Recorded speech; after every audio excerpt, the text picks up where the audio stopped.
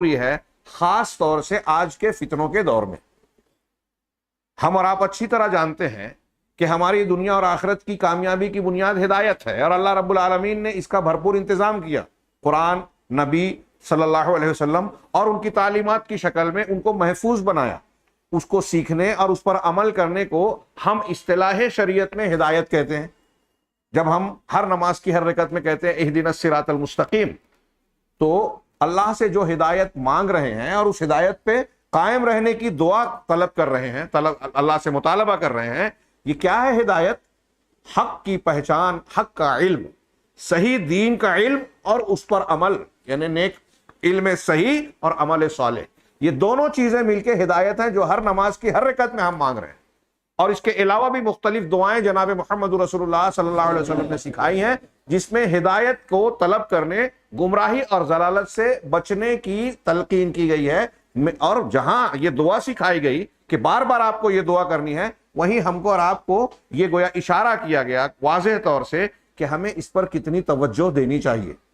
سارا دار و مدار ہماری کامیابی کا، سعادت کا، چھوٹا اور بڑا ہونے کا، اللہ کا مقرب بننے اور اللہ سے دوری اختیار کرنے والا، یہ سارا فیصلہ جس بنیاد پر ہوتا ہے وہ علم دین اور علم صحیح ہے۔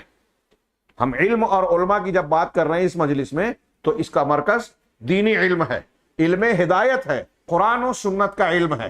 دنیاوی علوم سے متعلق فی الحال ہم گفتگو نہیں کر رہے ہیں، ان کی اپنی اہمیت ہے، افادیت ہے، اس کا ہم رد نہیں کرتے، لیکن یہاں اس علم کی بات کر رہے ہیں جو دنیا میں تمام علوم کے سامنے سب سے ضروری ہے، جس کے بارے میں ہمارے بچے بھی یہ حدیث یاد رکھتے ہیں، طلب العلم فریضۃ علی کل مسلم۔ علم دین سیکھنا، یہاں العلم سے مراد علم دین ہے۔ ڈاکٹر بننا ہر شخص کے لیے فرض نہیں ہے، انجینئر بننا نہیں ہے، اور دوسرے دنیاوی علوم، کیمیا، فزکس، جیومیٹری، طبیعیات کا سیکھنا ضروری نہیں ہے، لیکن دین کا اتنا علم سیکھنا ضروری ہے جتنا ہم کو اور آپ کو اللہ نے مکلف بنایا ہے۔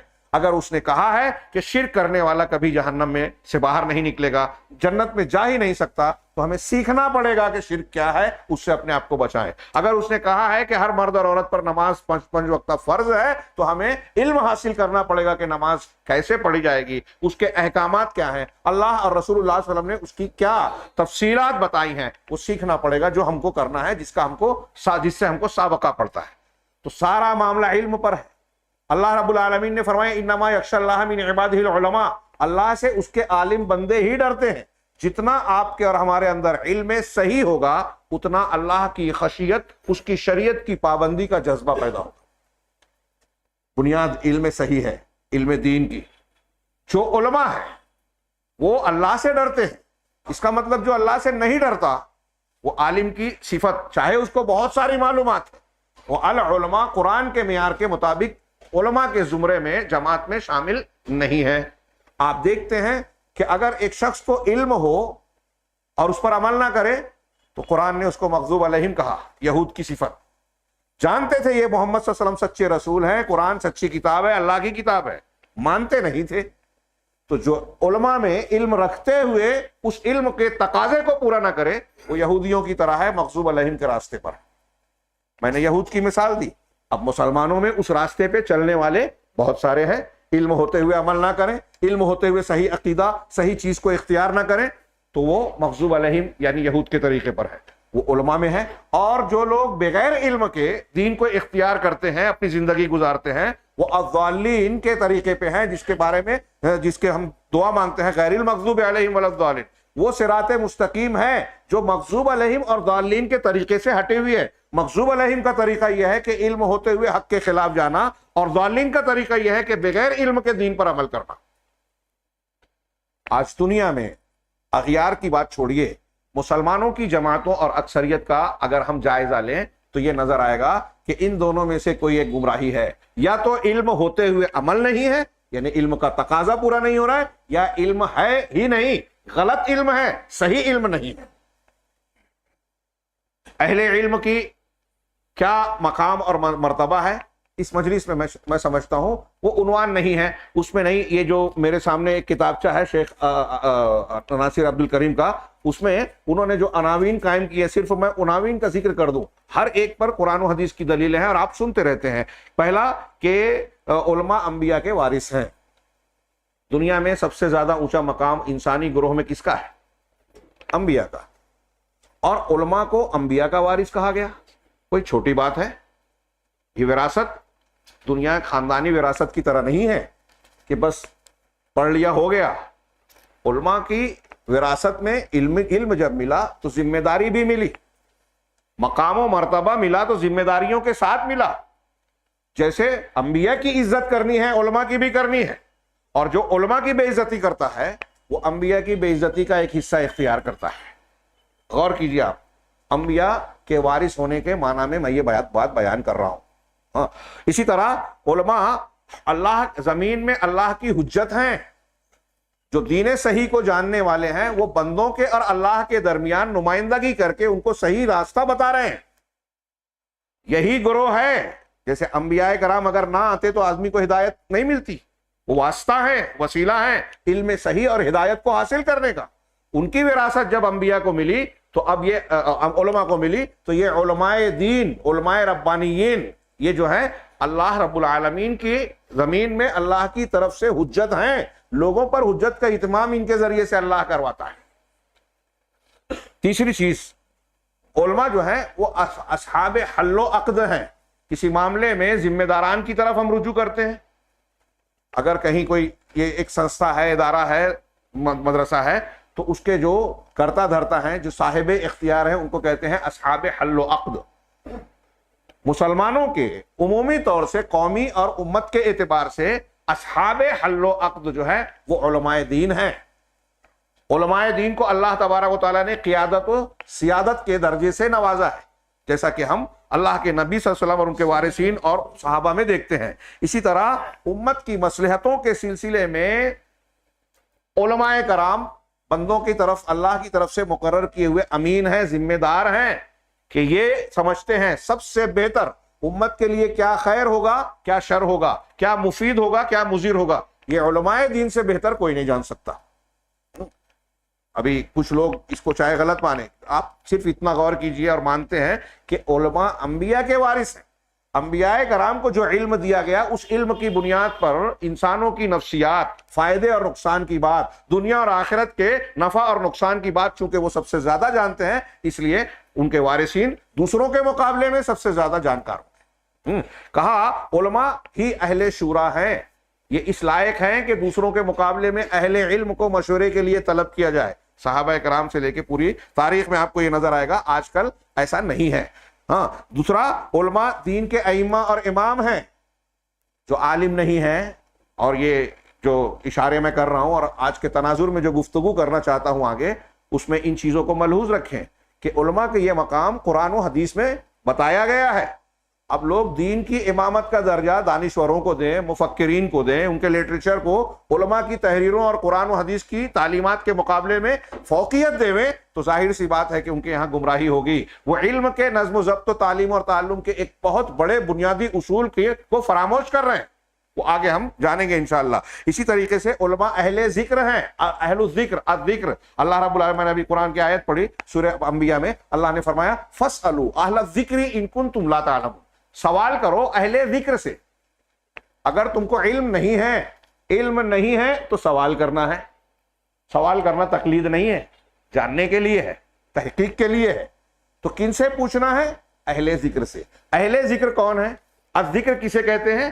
قرآن کو اور قرآن کی تفسیر حدیث کو. اللہ رب العالمین نے فرمایا انا نحن نزلنا الذکر، ہم نے الذکر کو نازل کیا اور ہم ہی اس کی حفاظت کرنے والے ہیں. تو الذکر سے مراد قرآن اور حدیث ہے. اللہ کہہ رہا ہے اہل ذکر سے پوچھو. اس کا مطلب یہ کہ جو قرآن اور حدیث کو جاننے والے ہیں. اس آیت کے تحت میں اور دوسری دلیلوں کے تحت میں کئی علماء نے یہ صراحت فرمائی ہے کہ اگر کوئی عالم کہلا رہا ہے، لوگ اسے عالم سمجھ رہے ہیں، لیکن اب اس سے دین کے مسئلے میں حلال حرام یا دینی رہنمائی حاصل کی جاتی ہے، اور وہ جو ہے اللہ تبارک و تعالیٰ کے کلام اور رسول اللہ صلی اللہ علیہ وسلم کی سنت کے بغیر دوسری کتابوں سے جواب دے رہا ہے. ہمارا مسلک یہ ہے، فلاں عالم یہ کہتے ہیں، فلاں کا یہ قول ہے، میری سمجھ میں یہ آتا ہے، دلیل پیش نہیں کرتا. دلیل کی روشنی میں اگر میری سمجھ کہہ رہا ہے تو وہ یہاں سمجھ میں آتا ہے کہ وہ اس لیے کہہ رہا ہے کہ غلطی ہو رہی ہے تو میری سمجھ کی غلطی ہے، قرآن حدیث کی غلطی نہیں ہے. دلیل دینے کے بعد اگر وہ اس کی روشنی میں کہتا ہے. یہ طریقہ آپ باریکی سمجھیں.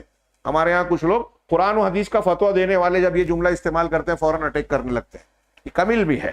تو بہرحال اللہ تبارک و تعالیٰ نے خود یہ حکم دیا کہ اہل ذکر سے سوال کریں. اہل ذکر میں نے بہت ہی مختصراً یہ بتایا کہ قرآن و حدیث کے جاننے والے ہیں, ان سے سوال کرنا ہے. اس کا مطلب یہ ہوا کہ اگر کوئی عالم, جس کو لوگ عالم کہہ رہے ہیں, سمجھ رہے ہیں, لیکن وہ قرآن و حدیث کی روشنی میں یا دلیلوں کے ساتھ جواب نہیں دیتا, تو اس سے سوال کرنے کا اللہ نے حکم نہیں دیا ہے. اگر کوئی کہہ رہا ہے ہمارے بزرگوں کی کتاب میں, ہمارے مسلک کی کتابوں میں لکھا ہے, تو وہ اہل ذکر نہیں ہوا. بہت ذمہ داری سے کہہ رہا ہوں اور اہم نازک بات کہہ رہا ہوں, اور یہ جانتے ہوئے کہہ رہا ہوں کہ کچھ لوگوں کو برا لگے گا, لیکن اب ان کا خیال غلط ہے. اگر کوئی کہہ رہا ہے کہ میرے مسلک میں یہ ہے, فلاں کتاب میں یہ لکھا ہوا ہے, ہاں ہمارے مسلک کی فلاں فلاں کتابوں میں یہ ہے, اس کی روشنی میں وہ جواب دے رہا ہے کہ ایسا کرنا جائز ہے, ایسا کرنا ناجائز ہے, یہ حلال ہے, یہ حرام ہے, تو وہ قرآن و حدیث سے جواب نہیں دے رہا ہے, جہالت سے جواب دے رہا ہے. وہ جو حدیث ہم پڑھیں گے ابھی کہ اللہ رب العالمین, اللہ کے رسول صلی اللہ علیہ وسلم نے قیامت کی نشانی بتائی, علم کا اٹھا لیا جانا, ہم آگے اس کو جانیں گے. تو وہ اس کا مصداق ہے کہ جہالت کے ساتھ فتویٰ دے رہا ہے, خود بھی گمراہ ہو رہا ہے اور دوسروں کو بھی گمراہ کر رہا ہے. آج کل ہمارے یہاں ٹی وی چینلز پر, یوٹیوب پر اور دوسرے کچھ جو جدید میڈیاز ہیں اور کچھ مجلسوں میں, دعویٰ سینٹرز میں اس قسم کا اہتمام کرتا ہے. میں ان بھائیوں سے کہنا چاہتا ہوں کہ یہ کوئی آسان راستہ نہیں ہے کہ آپ نے ڈگری نہیں لی, علوم دینیہ کو آپ نے گہرائی سے پڑھا نہیں, اور اہل علم, ماہر اہل علم سے آپ نے سیکھا نہیں, اور آپ بیٹھ گئے مسند افتاء پر.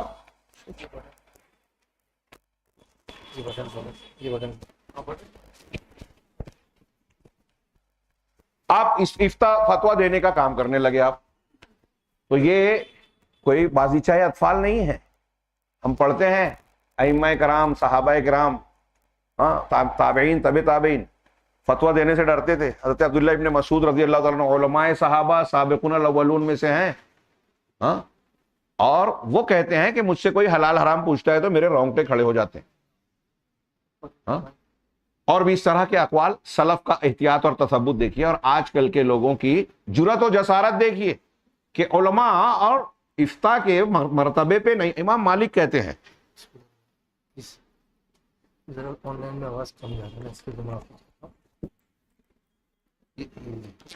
بند کر دیجئے یہ بس سب.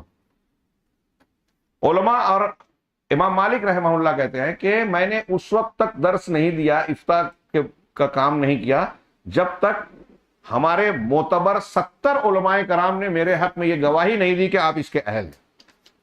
امام دارالہجرہ, امام مدینہ. میں اس تناظر میں گفتگو کرنا چاہ رہا ہوں آگے, اور موجودہ تناظر میں یہ پہلو آج کے موضوع کا میں سمجھتا ہوں زیادہ اپنے پیچھے پس منظر رکھتا ہے کہ اس تناظر میں گفتگو کی جائے کہ ہم علم کس سے سیکھیں, کن علماء کو علماء مانیں, اور اس کے لیے ہم کو کون سا طریقہ اختیار کرنا چاہیے. آج کبار علماء ہیں, صغار علماء ہیں, اور کچھ ایسے ہیں جو علماء نہیں ہیں. اور ایسا نہیں ہے کہ صرف ہمارے ہاں جو بردرز وغیرہ کی اصطلاح عیسائیوں والی اختیار کی گئی ہے, اس کی بنیاد پر علماء میں بھی ہم دیکھتے ہیں کہ کچھ ایسے ہیں جن کے یہاں جو منہج کی غلطی ہے, کچھ ایسے ہیں جن کو دنیا علماء سمجھ رہی ہے جبکہ وہ عالم ہے ہی نہیں. تفسیر لکھ ڈالی, کتابیں لکھ ڈالی, بڑی بڑی تصنیفات لکھ ڈالی, ان کے پیچھے ایک جماعت اور ایک گروہ چل رہا ہے, ان کے نام کی مالا جپی جاتی ہے, اور ہمارے یہاں ان اصولوں کا لحاظ نہ کرتے ہوئے لوگ ان کی تعریف تک کر جاتے ہیں. ہمارے علماء کرام بعض مرتبہ ان اصولوں کا لحاظ نہیں کرتے. میں نقد اور طنز نہیں کر رہا ہوں, اس کے نقصان کی طرف توجہ دلانا چاہتا ہوں.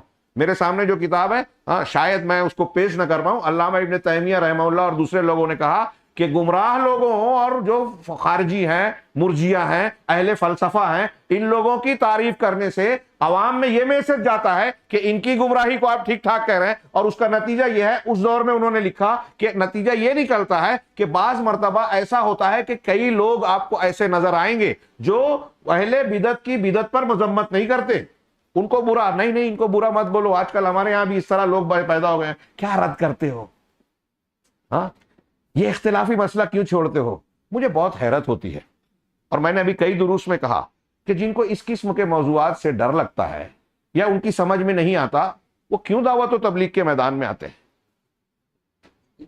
اللہ کے نبی صلی اللہ علیہ وسلم نے کفار مکہ کے سامنے جب دعوت پیش کی, پورا مکہ مخالف ہو گیا. ان کے یہاں توحید ہی اختلافی مسئلہ تھا اس ٹائم. آپ نے خارجیوں کا نام لے کے رد کیا. نماز روزہ ایسے کریں گے کہ ان کے سامنے تم اپنی نماز روزے کو کمتر سمجھو گے, اپنی قرات کو کمتر سمجھو گے, لیکن دین سے ایسے نکل جائیں گے جیسے تیر شکار کو چھید کر باہر ہو جاتا ہے. اگر وہ مل جائیں تو ان کو قتل کرنا. میں اکثر یہ بات دہراتا رہتا ہوں, اللہ کے رسول صلی اللہ علیہ وسلم جن کو کہہ رہے ہیں کہ قتل کرنا, آج کے زمانے میں ویسے لوگ پیدا ہو جائیں اہل بدعت, اہل ضلالت, اہل گمراہی, سلف اور خلف کی مخالفت کرنے والے, دیکھیے صحابہ کرام کو برا بھلا کہنے والوں کو ہمارا نوجوان لائک کر رہا ہے, ان کے فالوورز ہیں لاکھوں کی تعداد میں اور اس سے متاثر ہوتے ہیں. ان اصولوں کا لحاظ نہیں کیا, نتیجہ یہ ہے کہ ہر طرف ابتری مچھی ہوئی ہے, فتنے پھیلے ہوئے ہیں, اور عوام تو عوام, خواص کو بھی ہم دیکھتے ہیں کہ ان دھاروں میں بہے جا رہے ہیں. کہیں کہیں لوگوں کا تقاضا, یہ جمہوری مزاج دین میں نہیں چلتا, لوگوں کا مزاج ہے تو ان کے مزاج کے اعتبار سے بات کریں. علامہ ابن تیمیہ کہتے ہیں کہ پھر آپ دیکھیں گے کہ وہ اہل بدعت کی مذمت کرنے کو, ان کا تعاقب کرنے کو غلط بات کہتے ہیں, اور کئی مرتبہ ایسا ہوتا ہے کہ مطلقاً طور پر اہل سنت والجماعت جو اہل حق ہیں, سنت پر چل رہے ہیں, صحیح دین پیش کر رہے ہیں, ان پر تنقید کرتے ہیں. ہمارے بیچ میں آپ دیکھیے علامہ ابن تیمیہ نے اس وقت کہی تھی, یہ کتاب میں ہے میرے حوالے کے ساتھ, اس وقت کہی تھی. آج اس حقیقت کو ہم دیکھ رہے ہیں, پرکھ رہے ہیں اپنے درمیان, کہ جو رد کرتا ہے, ارے کیا ضرورت ہے رد کرنے کی, ضرورت نہیں ہے, آپ ایسا کہہ رہے ہو. اس کا نتیجہ یہ ہے کہ ہمارے نوجوان کہیں کہیں جوک در جوک, جہاں علماء نہیں ہے نا, ابھی مہاراشٹر میں نام لے سکتا ہوں, نہیں لینا چاہتا اس وقت, کچھ ایسے گاؤں ہیں, کچھ ایسی جگہیں ہیں جہاں پورا نوجوانوں کا, نئی نسل کا ایک گروہ جو ہے وہ گمراہی کا شکار ہو گیا. ایک طرف وہ سلفی کہتے ہیں اپنے آپ کو, دوسری طرف حضرت امیر معاویہ رضی اللہ تعالیٰ عنہ اور بعض صحابہ کرام کو کھلے عام منبر پہ چڑھ کے برا کہتے ہیں. یہ آپ کہہ رہے رد مت کرو. اب ہمارے یہاں سلمان ندوی صاحب صحابہ پر تنقید کھل کے کریں, آپ ان کو نہیں بولو گے؟ ان کا رد کرنا غلط ہے. صحابہ کرام جن کی تعدیل قرآن نے کی, اللہ نے جن کی رضامندی کا سرٹیفکیٹ دیا, اس کا رد کرنے والے کا رد. اگر اللہ سے محبت ہے نا تو اللہ کے محبوب لوگوں سے محبت ہونا ضروری ہے, ورنہ آپ کی محبت صحیح نہیں ہے. اللہ رب العالمین سے محبت ہے تو کیا کوئی بول سکتا ہے کہ مجھ کو فرعون یا ابو جہل بہت پسند ہے؟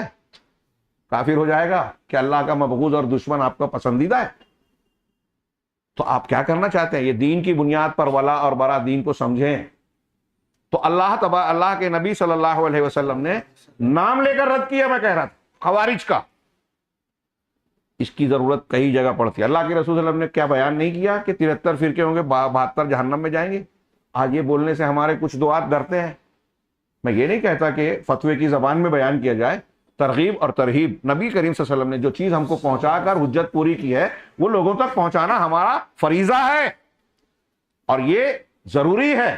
اگر ہم بتائیں گے نہیں تو ڈر کیسے پیدا ہوگا؟ ایک آدمی اپنے آپ کو بچانے کی کوشش کیسے کرے گا؟ تفرق اور اختلاف کا خاتمہ کیسے ہوگا؟ خاتمہ نہیں ہوگا. اس کی شدت کو کم کرنے کی کوشش ہم کر سکتے ہیں, اور یہ کیسے کریں گے؟ جب اس کے نقصانات بتائیں, اور وہ چیزیں جو قرآن و حدیث میں بیان, اللہ تعالیٰ کہہ رہا ہے کہ یہ میرا سیدھا راستہ ہے, آپ کہہ دیجئے وَأَنَّ هَذَا صِرَاطِي مُسْتَقِيمًا فَاتَّبِعُوهُ, اسی ایک راستے کی صراط مستقیم کی پیروی کیجیے. یہی آپ کا بس. وَلَا تَتَّبِعُوا السُّبُلَ, اور دوسرے راستوں کی پیروی مت کیجیے. میں ترجمہ یا مفہوم یہ بیان کروں کہ دوسرے مسلکوں پر مت چلیے. جو اللہ کے نبی کا بتایا ہوا طریقہ اور راستہ ہے, اس سے ہٹ کے دوسرے مسلک پر مت چلیے, ورنہ کیا ہوگا؟ فَتَفَرَّقَ بِكُمْ عَنْ سَبِيلِهِ. اگر تم دوسرے مسلک پر چلو گے تو تم کو وہ سیدھے راستے اور صحیح مسلک سے ہٹا دے گا. یہ چلنا سیدھے راستے سے متفرق کر دے گا, جدا اور الگ کر دے گا.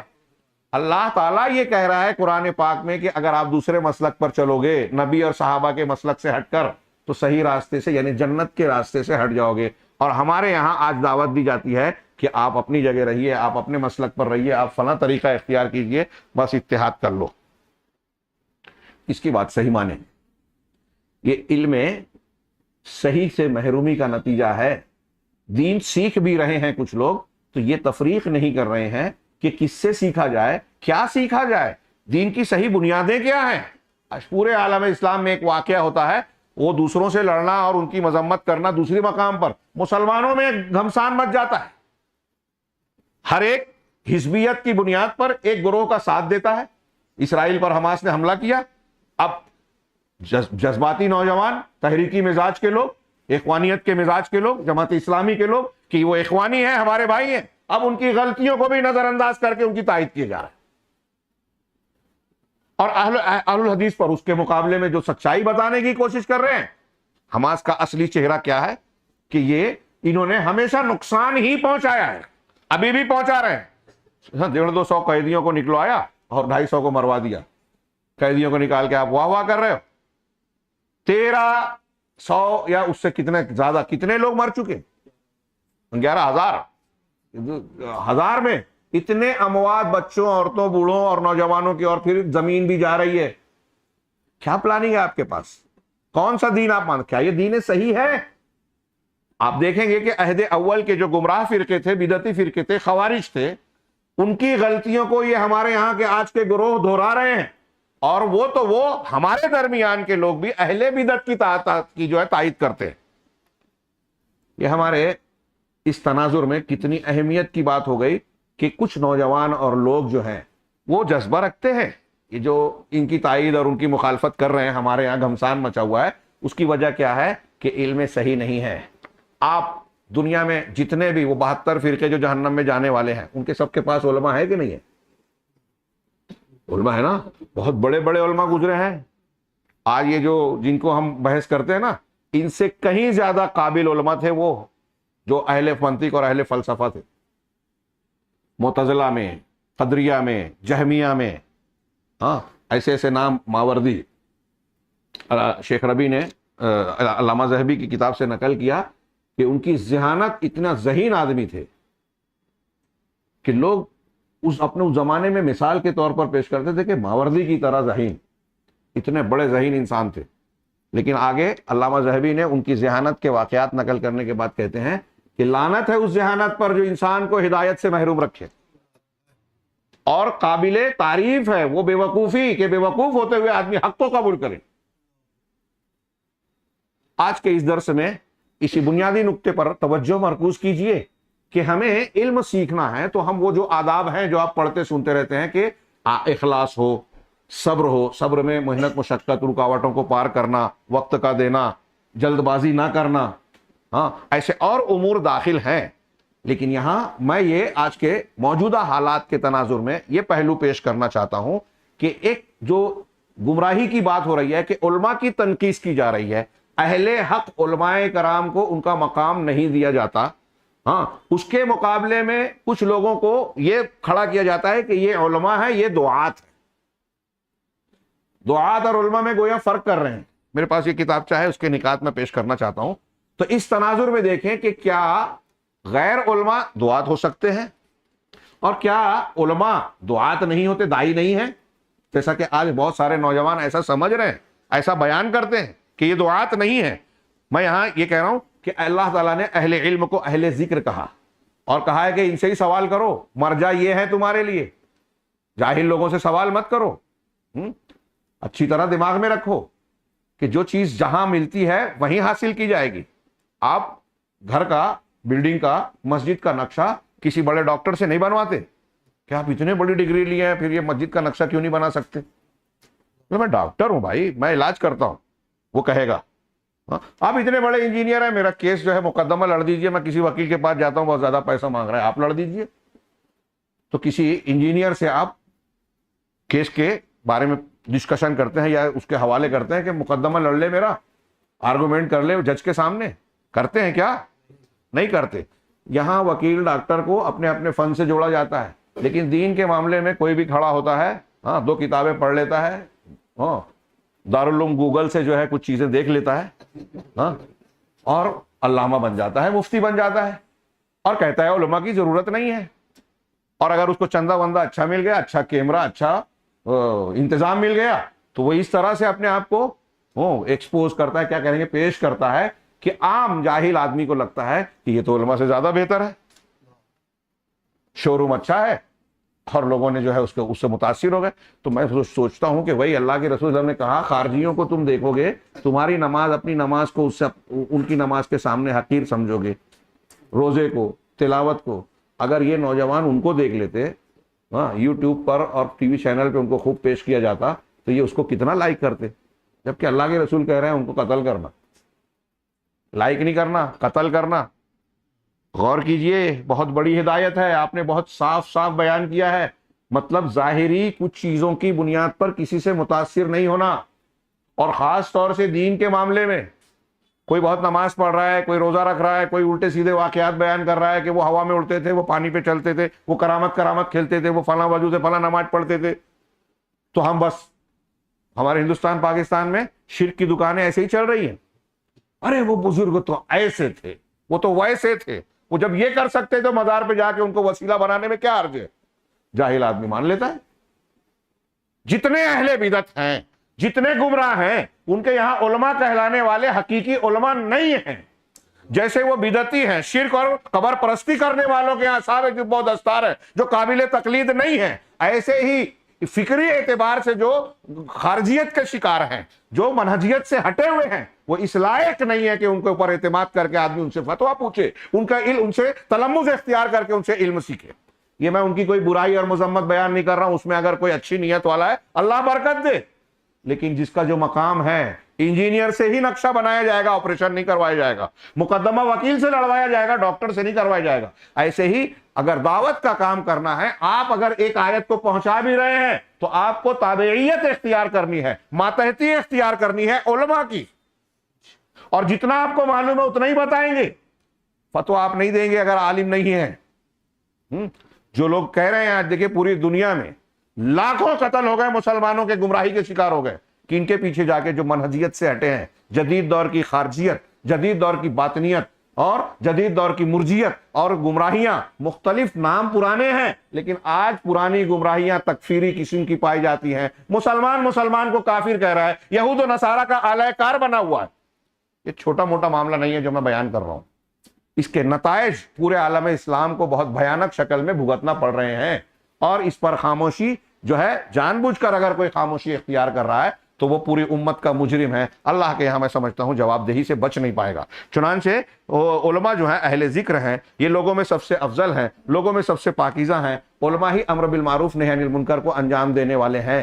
یہاں بیچ بیچ میں کچھ سوال اٹھاتے ہیں کچھ لوگ کہ کیا صرف علماء ہی دعوت کا کام کریں گے؟ جن کو اگر دین آپ کو غیر عالم کو معلوم ہے تو وہ نہیں کرے گا؟ نہیں، بالکل کریں گے، جس کو جتنا علم ہے۔ میں نے کئی مرتبہ کہا، اللہ کے رسول کا فرمان ہے، بلغوا عنی ولو آیا۔ ایک آیت بھی میری طرف سے اگر تم کو معلوم ہے تو پہنچاؤ، تو میں کہتا ہوں ایک آیت معلوم ہے تو آپ ایک ہی پہنچائیں گے نا؟ آپ کو ایک معلوم ہے 10 پہنچا رہے ہو۔ ایک بات، اگر پہنچانے کے سلسلے میں کوئی اصول ضابطے یا نشیب و فراز کا معاملہ پیش آتا ہے تو آپ خود اپنا حل نکالو گے، علماء کو سائیڈ لائن کر دو گے؟ یہ شیخ عبد الکریم العقل نے یہ بیان کیا، شیخ نے، کہ علماء کو دعوت کی قیادت دی جائے گی، ان کی ماتحتی میں دعوت کا کام ہوگا، اور ایسا نہیں کہ آپ کبھی کبھی ضرورت پڑی تو ایک آدھ مشورہ کر لیں اور لوگوں میں یہ بیان کریں کہ ہم تو فلاں مولوی صاحب سے پوچھتے ہیں۔ اس کے اصول و ضوابط اور شرعی اعتبار سے اس کے متعلقہ امور کی انہی کی نگرانی میں معاملات انجام دیے جائیں، باغ ڈور ان کے ہاتھ میں رہے، آپ اپنے کام کیجئے۔ بھائی اگر ایک ہاسپٹل ہے، اس میں ایک بڑا ڈاکٹر ہے، سرجن ہے، آپریشن کرتا ہے، تو اس کے ماتحت ڈاکٹرز وہ کام کرتے ہیں جو ان کے لائق ہیں۔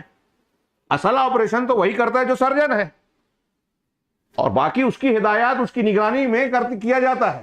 ایسا نہیں کہ اس سے بات کر لیا اور پھر اس کے بعد آپریشن تھیٹر سے باہر وہ بیٹھا ہوا ہے جا کے جو ہے کمپاؤنڈرز جو ہے علاج کر دیں۔ یا آپ کو کسی ڈاکٹر سے اگر شکایت ہو جائے کہ یہ ڈاکٹر میں تو یہ کمی ہے، تو آپ اس ڈاکٹر کو چھوڑ کر جو ڈاکٹر نہیں ہے اس سے آپریشن کروانے جاتے ہیں کیا؟ لیکن دین کے معاملے میں ہم دیکھتے ہیں کہ کچھ لوگوں کو کچھ علماء سے شکایت ہے۔ اب علماء کرام بھی تو انسان ہیں، فرشتے نہیں ہیں، ان سے خطائیں غلطیاں ہو سکتی ہے نا، کمیاں ان میں بھی ہوگی نا۔ کوئی مکمل ہوگا، فرشتہ ہوگا، 100% کوئی انسان ملے گا؟ بہت شکایتیں ہیں ہمارے امام مسجد سے، مؤذن سے، فلاں سے۔ میں سوال کرتا ہوں کہ آپ جس کو لائیں اس کی شکایت ہے، کچھ ہوگی، کچھ چیزیں ایسی ہیں جو قابل برداشت نہیں ہے تو پھر اپنی جگہ فیصلہ کیا جائے، لیکن کچھ غلطیاں، کچھ کوتاہیاں اگر ہیں اور آپ اس کی بنیاد پر اس کو نقد و جرح کا مرکز بنا لیتے ہو، اس کو جینے نہیں دیتے، تو آپ سے گزارش ہے کہ ایسے کچھ فرشتوں کو آپ مہیا کیجئے جن کے اندر کوئی غلطی نہیں ہے، تو ان کو دینی مدارس اور مساجد کی ذمہ داریاں سونپی جائیں، یا آپ خود ایسے فرشتے بن جائیں۔ یعنی حقائق اور شرعی ضوابط کا لحاظ ہماری زندگیوں میں نہیں رہتا، اور اس کا نتیجہ میں نے عرض کیا کہ اس علمی اس جہالت کے ساتھ جب ہم تعامل کرتے ہیں اور یہ شو کرتے ہیں یا لوگ دین کے داعی اور خادم اپنے آپ کو بنا کر پیش کرتے ہیں، تو پھر یہ آفتیں اور مصیبتیں آتی ہیں، گمراہیاں آتی ہیں، اور اہل علم اور علماء کو ان کے مقام سے ہٹایا جاتا ہے۔ عالم دعوت کا اصل ذمہ دار ہے، یہ کتابچے کا نام ہی ہے العلماء هم الدعات، علماء ہی داعی ہیں۔ دعوت میں کیا کیا جاتا ہے؟ توحید سکھائی جائے، شرک سے منع کیا جائے، سنت کی تعلیم دی جائے، بدعت سے منع کیا جائے، نیکی کے کام کو فروغ دیا جائے۔ آگے ہو جائیے تھوڑا، اب تھوڑا آگے جاؤ، پیچھے کافی لوگ ہیں، اب آگے جاؤ، یہ بیٹا آپ ادھر آ جاؤ، آگے تھوڑا سا آگے جاؤ، کافی لوگ پیچھے کھڑے، پھر آواز بھی۔ نیکی کے کام کو فروغ دیا جائے، برائیوں سے روکا جائے، امر بالمعروف نہی عن المنکر، اور لوگوں کو احکام دین کو سمجھایا جائے، دین کی فقاہت بتائی جائے۔ یہ ساری چیزیں آپ غور کیجئے، یہ ساری چیزیں آپ غور کیجئے کہ علماء اس میں سب سے زیادہ آگے ہوں گے یا کوئی غیر عالم ہوگا ان سب چیزوں میں؟ یہاں تک کہ جیسا کہ انما یخشی اللہ من عبادہ العلماء وغیرہ کے تحت میں نے پڑھا کہ کردار اخلاق میں بھی سب سے زیادہ بہتر امید ہے کہ جس کا علم جتنا زیادہ اتنا بہتر ہوگا، تو ان کے مکلف وہ ہیں۔ یہ ایک پہلو ابھی سامنے علماء کے معنی اور مفہوم کو۔ دوسری چیز، صحیح عالم کو بحیثیت معلم مان کر دین سیکھنا۔ میں نے ابھی کلاس میں کہا تھا کسی جگہ پر کہ آپ دیکھیں گے کہ ماضی میں سلف میں مطالعہ بہت ضروری ہے علم کے تبحر کے لیے، کتابوں کا شوق، اس کے مطالعہ، لیکن اس سے زیادہ اہم معلم ہے، استاذ ہے۔ آپ دیکھیں کہ اللہ تبارک و تعالیٰ نے بغیر کتاب کے کئی نبیوں کو بھیجا، وحی بھیجتے تھے، کتاب نہیں آئی، لیکن کوئی کتاب بغیر نبی کے نہیں آئی، تو زیادہ ضروری کون ہوا؟ نبی، جو سکھائے، سمجھائے، پریکٹیکل بتائے، اور نبی کے وارثین علماء ہیں۔ اب تعلیم کا اہتمام دیکھیے، نبی کریم صلی اللہ علیہ وسلم امی تھے، اس کی حکمتیں ہیں، حکمتیں ہیں۔ آپ کو تعلیم دینے کے لیے خود اللہ رب العالمین نے ذکر کیا وَعَلَّمَكَ مَا لَمْ تَكُنْ تَعْلَمْ، اللہ نے آپ کو وہ چیزیں سکھائی جو آپ نہیں جانتے تھے، اللہ خود معلم۔ اقرأ بسم ربک الذی خلق، خلق الانسان من علق، اقرأ وربک الاکرم الذی علم بالقلم، علم الانسان ما لم یعلم۔ اللہ نے تعلیم دی، قلم سے سکھایا۔ الرحمن علم القرآن، رحمان نے قرآن سکھایا۔ تو اللہ رب العالمین معلم، تعلیم دے رہا ہے۔ پھر اس کے بعد اللہ تبارک و تعالی نے اللہ کے نبی صلی اللہ علیہ وسلم پر شریعت کا ذکر کا جب نزول فرمایا تو ایسے ہی نہیں کیا، بلکہ معلم کے ساتھ آپ کو امت کا معلم، کائنات کا معلم بنانا تھا، بشیر و نذیر کے ساتھ ساتھ وَيُعَلِّمُهُمُ الْكِتَابَ وَالْحِكْمَةَ کا فریضہ انجام دینے کے لیے، تو آپ کے لیے بھی معلم کا انتظام کیا گیا۔ کون تھے آپ کے معلم؟ خود اللہ نے بھی سکھایا، اور حضرت جبرائیل علیہ السلام کو معلم بنایا۔ علمہ شدید القوا، مضبوط قوت والے نے آپ کو تعلیم دی۔ حضرت جبرائیل علیہ السلام قرآن پڑھا بھی رہے ہیں، قرآن کو سن بھی رہے ہیں، دور کروا رہے ہیں، اور ساتھ ساتھ مختلف اعمال کو کر کے بتا رہے ہیں۔ نماز فرض ہوئی تو دوسرے دن، معراج کے دوسرے دن آ کر 2 دن تک پہلے وقت میں 5 نمازوں کو پڑھایا، دوسرے دن آخر وقت میں پڑھایا، اور کہا الوقت بین ہذین، یہ جو 2 دنوں میں نماز پڑھی گئی 2 ٹائم میں، وقت ان کے درمیان ہے، پہلا اول وقت اور آخر وقت۔ پڑھ کے بتائی، سکھایا، عملاً سکھایا۔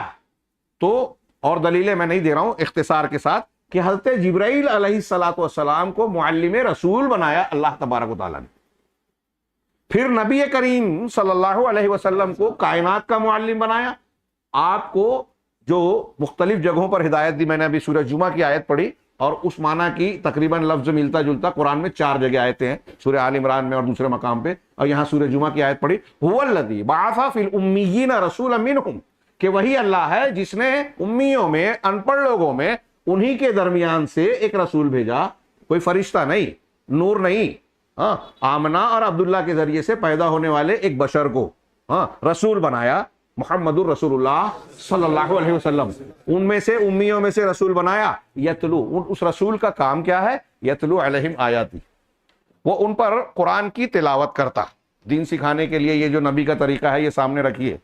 ہاں، اور یہ چار بنیادیں جو چار کام بتائے گئے ہیں یہ تعلیم و تربیت کے سمجھ لیجئے کہ بنیادیں ہیں جو نبی کا کام ہے، علماء کو اور سکھانے والوں کو اس کو سامنے رکھنا چاہیے، مربیان کو. اللہ تعالیٰ نے فرمایا یتلو علیہم آیاتی، وہ قرآن کی تلاوت کر کے سناتا ہے. اللہ کے رسول صلی اللہ علیہ وسلم نے قرآن چھپا چھپایا دے نہیں دیا کہ یہ آپ گھر میں رکھو پڑھ لینا، جیسا کہ آج کل ہمارے یہاں کچھ لوگ دعوت دیتے ہیں. ٹھیک ہے، کہیں ایسی ضرورت ہو تو اپنی جگہ تلاوت کر کے سناتے تھے. وَيُزَكِّيهِمْ، ان کا تزکیہ کرتے تھے، صفائی، تربیت، شرک کی، برائیوں کی آلودگیوں کو صاف کر کے سچائی اور اچھائی کا اس بات ان کے دل و دماغ میں بٹھایا جائے. تو تعلیم و تربیت کا ایک پہلو یہ ہے کہ آپ کو اگر دین سکھانا ہے تو اس سے پہلے تزکیہ کیا جائے، تربیت کیا جائے، تقوی آئے گا، نیکی جیسے جیسے آئے گی آپ کا دل و دماغ اللہ رب العالمین اتنا زیادہ علم کے لائق بنائے گا، کھولے گا. تقوی اور خشیت کے ساتھ علم کی برکت بڑھتی ہے، فائدے آتے ہیں. چنانچہ اللہ کے رسول صلی اللہ علیہ وسلم کا دوسرا کام بتایا کہ وَيُزَكِّيهِمْ، اور تیسرا کام، چوتھا کام، وَيُعَلِّمُهُمُ الْكِتَابَ وَالْحِكْمَةَ، کہ ان کو الکتاب اور الحکمہ کی تعلیم دیتے. اللہ تعالیٰ نے کہا کہ نبی صلی اللہ علیہ وسلم صحابہ کو کیا سکھا رہے ہیں؟ الکتاب، الحکمہ، قرآن اور حدیث. یہی پورا دین اسی میں سمٹا ہوا ہے قیامت تک، اور ہماری دنیا اور آخرت کے مسائل کا حل انہی دونوں چیزوں میں ہے. آپ نے جاتے جاتے دنیا سے کہا کہ میں تمہارے درمیان دو چیزیں چھوڑے جا رہا ہوں، جب تک ان کو مضبوط پکڑے رہو گے کبھی گمراہی نہیں ہوگی.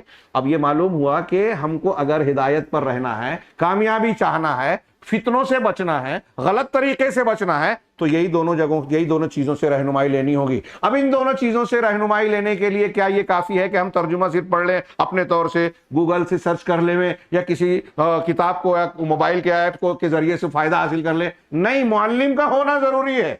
میں نے اشارہ کیا اسی لیے کہ اللہ رب العالمین معلم، حضرت جبرائیل علیہ السلام معلم، نبی کریم صلی اللہ علیہ وسلم معلم. نبی کریم صلی اللہ علیہ وسلم نے صحابہ کو سکھایا تو کہا کہ اپنے آنے والے جن تک علم نہیں پہنچا ہے ان تک تبلیغ کرو، پہنچاؤ، معلم بن کر ان کو سکھاؤ. تو یہ تعلیم و تعلم کا یہ سلسلہ قائم ہے اور قیامت تک قائم رہے گا. اس طریقے سے اللہ رب العالمین نے شریعت اور ہدایت کی حفاظت کا بھی جو ہے وعدہ پورا کیا. مفسرین، محدثین اور فقہا نے قرآن و حدیث کی کیسی کیسی خدمات کی، ایک ایک چیز سے متعلق 20 قسم کے علوم کی شاخیں، علم تفسیر کی شاخیں، علم حدیث کی شاخیں، فن جرح و تعدیل، اسماء الرجال اور اس سے متعلقہ امور، کتنے علوم ہیں. یہ کوئی معمولی بات نہیں ہے. یہاں تک کہ مستشرقین یورپ اور امریکہ اور جرمنی کے بہت سارے غیر مسلم، عیسائی، یہود و نصارہ بھی اس بات کا اعتراف کرتے ہیں کہ مسلمانوں نے اپنے رسول صلی اللہ علیہ وسلم کی تعلیمات کو محفوظ کرنے کے لیے جو فن اسماء الرجال اور علم الحدیث کو ترتیب دیا، قرآن و حدیث کی روشنی میں دیا، جو ترتیب دیا، اور اس کی بنیاد پر ان کے یہاں راویان حدیث 5 لاکھ راویان حدیث کے حالات محفوظ ہیں. کب پیدا ہوئے، کب مرے، کب حافظہ بگڑا، کون کس کا استاد ہے، کون کس کا شاگرد ہے، جس سے صحیح غلط کو معلوم کرنے میں بہت مدد ملتی ہے. 5 لاکھ راویوں کے ایسے حالات کو محفوظ کیا جس کی بنیاد پر مسلمان اس لائق ہیں کہ صدیاں گزر جانے کے بعد آسانی سے یہ معلوم کر سکتے ہیں کہ نبی صلی اللہ علیہ وسلم کی کون سی بات، کون سا فعل، کون سا عمل، کون سی حدیث صحیح ہے، قابل قبول ہے، قابل حجت ہے، اور کون سی صحیح نہیں ہے، قابل رد ہے. یہ دنیا میں کسی اور شخصیت کو، یہاں تک کہ کسی نبی کو یہ خصوصیت نہیں حاصل. حضرت عیسیٰ علیہ السلام کے بارے میں انسائکلوپیڈیا آف برٹانیکا کہتا ہے کہ آپ کی زندگی پر اگر کوئی محنت کرے گا تو زیادہ سے زیادہ 50 دن کی تفصیلات آپ کو معلوم پڑے گی.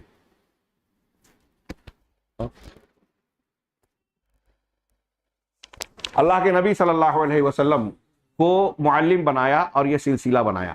یہ اسوہ اور نمونہ ہم اپنے سامنے رکھیں، اور اب یہ غور کریں کہ تعلیم و تعلم میں ایک بنیادی چیز یہ اختیار کی جائے کہ جو واقعی عالم دین ہیں ان کو یہ درجات اور مقامات دیے جائیں جو قرآن و حدیث نے بیان کیے. ہاں، وہ اہل ذکر ہیں، سوال ان سے پوچھے جائیں. ہاں، جو اب عالم کون ہے؟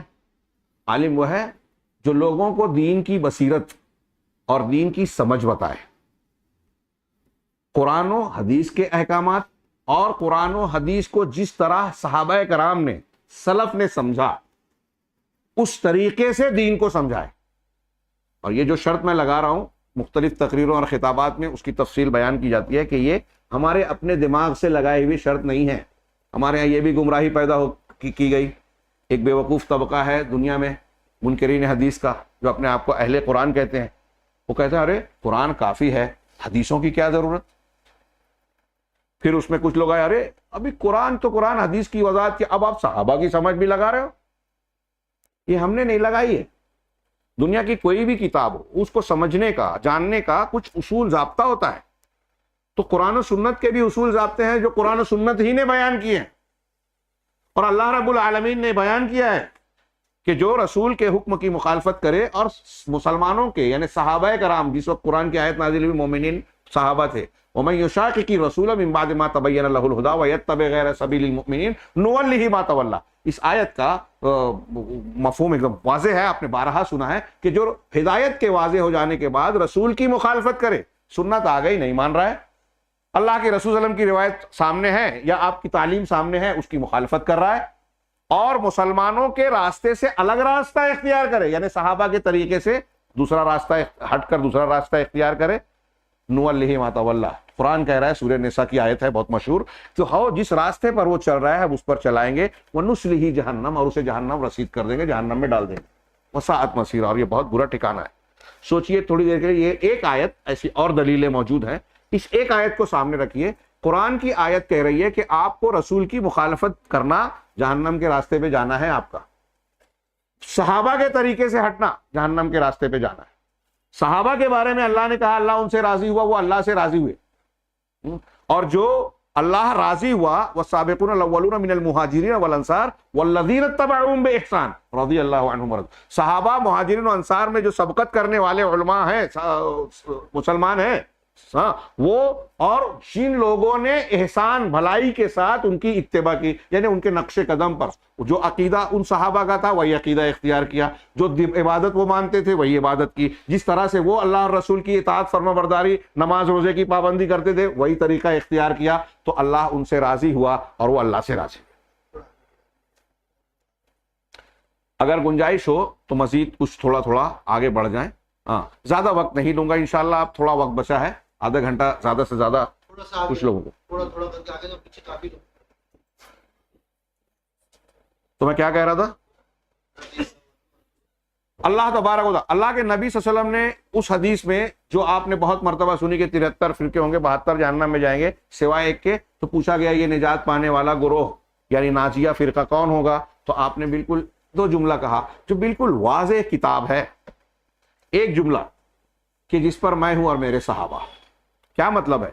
ابھی میں نے سنا آج کل کچھ لوگ جو ہے منہج کا بڑا مذاق اڑاتے ہیں, جب کہتے ہیں کہ منہجی نہیں ہے منہج ہے, چلیے دوسرا لفظ آپ بتائیے, ہم وہ کہنے لگیں گے. اللہ کے نبی صلی اللہ علیہ وسلم کا طریقہ اور صحابہ کا طریقہ جس پر میں ہوں اور میرے صحابہ, جس پر آپ صلی اللہ علیہ وسلم تھے وہ سنت ہے, حدیث ہے, اس کو ماننے والا اہل الحدیث اہل السنہ ہوا.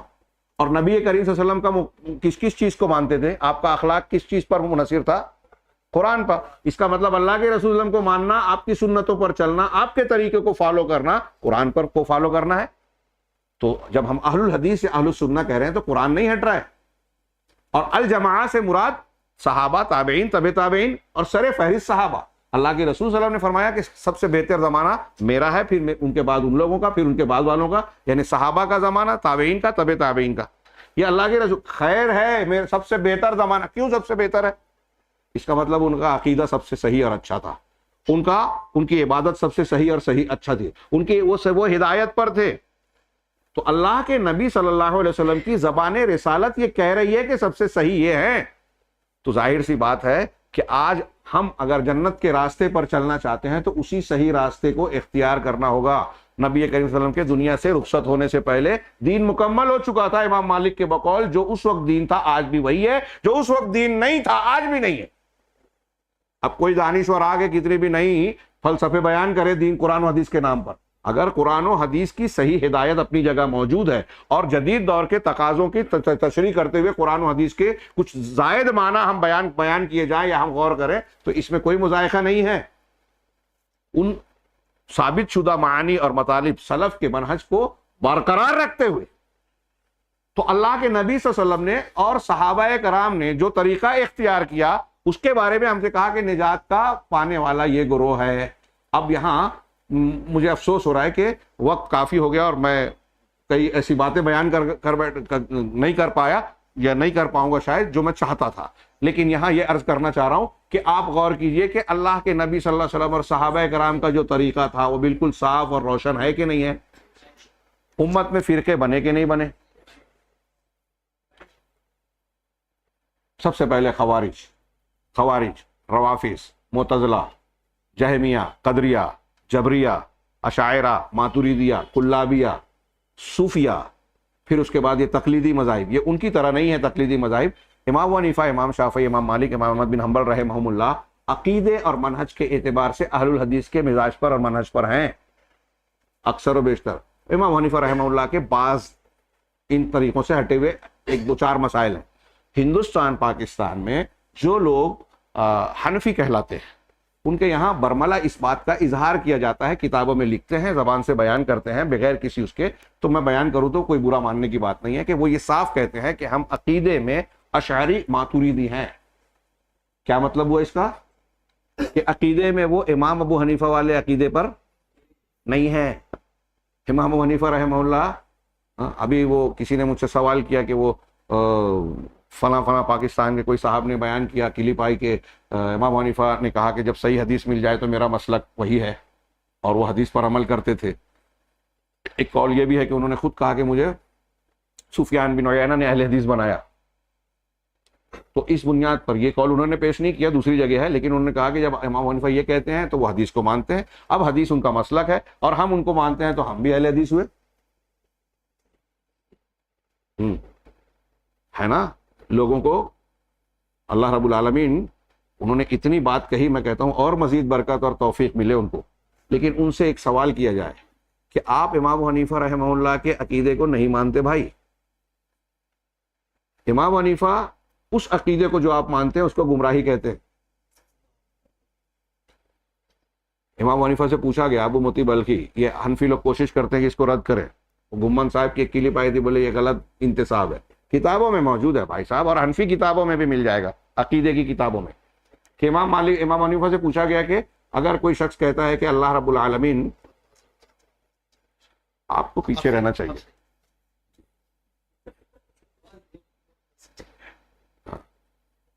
اگر کوئی یہ کہتا ہے کہ اللہ تبارک و تعالیٰ اوپر نہیں ہے تو آپ کیا کہتے ہیں؟ کہا کافر ہے، اس لیے کہ قرآن میں اللہ نے کہا الرحمن علی العرش استویٰ. کہا اچھا یہ کہے کہ اللہ رب العالمین اوپر تو ہے لیکن عرش پر مستوی نہیں ہے. شاید میں کچھ غلطی کر رہا ہوں، لگ بھگ ایسا ہی قول ہے ابو متی بلخی کی. ہاں، اللہ کا عرش پر مستوی ہے لیکن عرش کہاں ہے نہیں معلوم. تو کہا تب بھی کافر ہوگا، کیونکہ یہ بات بالکل واضح طور سے ثابت ہے کہ اللہ کا عرش آسمانوں کے اوپر ہے اور اللہ عرش کے اوپر ہے. یہ وہ کہتے ہیں. لیکن آج ہمارے یہاں اہل تصوف، اشعریت ماتریدیت کے ماننے والے یہ کہتے ہیں اللہ ہر جگہ ہے. تصوف والے وحدت الوجودی حلولی، اللہ ہر جگہ ہے. اللہ رب العالمین جو ہے وہ ہر چیز میں ہے، حلول بھی کرتا ہے. ابن عربی جو کھلا کھلا وحدت الوجودی عقیدے کا حامل ہے، اس کی کتابیں مارکیٹ میں دستیاب ہے، فصوص الحکم اور فتوحات مکیہ. اس میں امام ذہبی کا قول انہوں نے کہا، اپنے الفاظ میں نقل کر رہا ہوں، کہ اگر ان کتابوں میں کفر اور شرک نہیں ہے تو دنیا میں کفر اور شرک ہے ہی نہیں. مطلب اس میں کفر اور شرک بھرا پڑا ہے. آپ کے اندر اللہ ہے، میرے اندر اللہ ہے، اس میں اللہ ہے، اس میں اللہ ہے، کتے میں، بلی میں، سور میں، نعوذ باللہ سب میں. یہ ان کے عقیدے ہیں. اور یہ یونانی فلاسفہ کے کچھ لوگوں کے مذاہب تھے. ہندو دھرم میں کچھ لوگوں کا شنکر آچاریہ جو شخصیت گزری ہے اس کا عقیدہ تھا کہ ہر چیز ایک ہی ہے، اللہ سے ہی بنی ہے. اس عقیدے کو اسلامیہ دیا. اس سے بڑا شرک دنیا میں کوئی نہیں ہے، میں ایسا کہتا ہوں، وہ دھیان رکھیے گا. اور یہ شرک ہمارے یہاں لوگ مان رہے ہیں، اس کو صحیح کہتے ہیں، اس پہ خاموش ہیں. اگر ہم یہ بیان جو میں کر رہا ہوں اس پہ کچھ لوگوں کو اعتراض ہوگا، ارے مولوی صاحب یہ تو پتہ نہیں کیوں اس طرح بیان کرتے ہیں، ان کا کوئی مقصد ہوگا، کوئی فائدہ ہوگا، اور وغیرہ وغیرہ، نہ جانے کیا کیا. اللہ گواہ ہے، اللہ اخلاص عطا فرمائے. یہ میں علماء کی آج اولین ذمہ داری مانتا ہوں. انبیاء کرام نے سب سے پہلے، سب سے زیادہ توحید کو فوکس کیا اور شرک کا رد کیا. ہاں باقی مسائل بعد میں ہے. علامہ ابن تیمیہ سے کسی نے پوچھا کہ آپ نے دیگر مسائل سے زیادہ عقائد اور ردود پر لکھا ہے. کہا دیگر مسائل پر لوگ پڑھتے ہیں, علماء کرام بیان کرتے ہیں, لیکن عقیدہ اسلام کی بنیاد اور اساس ہے, اور اگر ایک انسان ان عقیدوں میں انحراف کا شکار ہو گیا تو گویا وہ صراط مستقیم سے ہٹ گیا. یہ بنیاد ہے. اگر عقیدہ درست ہو گیا تو بعد میں اللہ رب العالمین کی ذات سے توقع ہے, یہ میں اپنے الفاظ میں ان کی بات نقل کر رہا ہوں, کہ وہ چھوٹی موٹی غلطیاں اگر ہو جائے, لغزش ہو جائے, تو اللہ معاف کرے گا. یہاں عقیدے اور منہج کی بنیاد کو سامنے رکھیے. ہاں آپ کس دین کی بات کر رہے ہیں؟ پورا عالم اسلام اسی منہج اور عقیدے کے انحراف کی وجہ سے ہاں جان مال کے خساروں میں, آپسی اختلافات کے نقصانات میں سے دوچار ہے, اور آپ جو بیماری ہے اس پر خاموشی اختیار کرنے کی تعلیم دیتے ہو, یہ سمجھتے ہو کہ یہ غلط ہے. تو علامہ ابن تیمیہ نے کہا کہ ان کا معاملہ ایسا ہے کہ جیسے علماء سلف کا معاملہ تھا کہ اجتہادی معاملات میں جہاں اختلاف کی گنجائش ہے, قرآن و حدیث کے وہ مسائل جس میں آپ کی سمجھ, ہماری سمجھ, آپ اور میں سے مطلب علماء کرام ائمہ دین, ان کے اندر جہاں گنجائش تھی کہ اختلاف ہو سکتا ہے, اس کو جس طرح علماء سلف جائز مانتے تھے, یہ ہمارے دور کے کچھ اہل علم اور اہل دانش ایسے ہیں, علامہ ابن تیمیہ نے لکھا ہے ان کے اسی قول کے آگے, کہ ایسے کچھ لوگ ہیں جو الگ الگ شرکیہ, بدعت, خرافات اور انحرافات کے مسلک کو یہ سمجھتے ہیں کہ سب اپنی اپنی جگہ درست ہیں, ان پر کسی کو الگ الگ منہج کو وہ کہتے ہیں کہ کوئی فرق نہیں پڑتا. ہاں ان کو گمراہیوں کو اختیار کرنے والوں پر خاموشی اختیار کی جائے, اس پر خاموش ہیں, بدعت پہ, انحراف پہ, غلط منہج پہ, فرقہ بندی پہ, ہوا پرستی پر. اہل الاہوا صحابہ سلف بدعتیوں کو کہتے تھے. ایک آدمی قرآن حدیث کو چھوڑ کر کوئی اور چیز مان رہا ہے, اس کا مطلب اپنے نفس کی مان رہا ہے, ہوا یعنی خواہش نفس کی پیروی کر رہا ہے. تو ہوا پرستی جو قرآن میں ہے, لا تتبعوا اہواءہم, ان کی ہوا اور خواہشات کی پیروی نہ کرو. قرآن حدیث سے ہٹ کر جو بھی آپ مان رہے ہیں وہ اہوا ہے, اس کی مخالفت میں. تو اللہ کے رسول علامہ ابن تیمیہ کہہ رہے ہیں کہ یہ ہمارے یہاں کچھ لوگ ایسے ہیں جو یہ کہتے ہیں کہ اگر الگ الگ مذہب ہیں, ہوا پرستی والے, بدعت اور خرافات والے, سب چلنے دو, سب چلیں گے, اور تنقید کریں گے تو اہل حق پر کر ڈالیں گے. اور یہ ماحول آج میں بہت واضح طور پہ میں کیا آپ بھی دیکھ سکتے ہیں. اس تناظر میں ہمارے سامنے یہ بہت ضروری ہے کہ ہم اس بات کا شعور حاصل کریں اور لوگوں تک یہ پہنچائیں کہ علم کہاں سے حاصل کیا جائے, کن لوگوں سے اس کا جو ہے اس سلسلے میں استفادہ کیا جائے. میرے سامنے جو کتاب ہے جو میں پیش کرنا چاہتا تھا کہ دعات کون ہیں, دعوت کا مفہوم کیا ہے, اور اس کے اصل, اس میں شیخ نے یہ بیان کیا کہ اس کے اصل مکلف ذمہ دار عالم ہی ہیں, اور اگر کوئی غیر عالم یہ کام کرتا ہے, دعوت سینٹر فلاں اور فلاں چلا رہا ہے, تو اس کو اپنا سرپرست, نگراں اور قائد علماء کو ہی بنانا چاہیے. آج تو علماء کی تحقیر کا یہ پہلو پرانے زمانوں میں چلتا تھا. اس عبارت میں ہے کہ پرانے زمانے میں یہ ایک عبارت ہے کہ ہم سنتے تھے کہ حاملین اہل علم, جو سچے اہل علم تھے نا پرانے زمانے میں, فقہ اور علم رکھتے تھے, ان کو بدعتی لوگ, بدعتی گروہ, گمراہ لوگ کہتے تھے کہ یہ جاہل ہے, ان کے پاس علم کم ہے. کہہ رہے ہیں کہ اسی لیے ان کے اقوال میں سے ایک ہے کہ سلف کا طریقہ زیادہ محفوظ ہے. صحابہ تابعین کا, یہ بدعتی اہل منطق و فلسفہ کہتے تھے کہ سلف کا طریقہ محفوظ ہے اور خلف کا طریقہ زیادہ علم والا اور زیادہ مضبوط ہے, کہ اس میں عقلیت ہے. حالانکہ اس کا جواب دوسروں نے دیا بہت زبردست, کہ سلف جو ہے جڑوں پر وار کرتے تھے, یہ شاخ پتیوں میں پریشان, ان کی قدر کو بعد والے پہچانتے نہیں.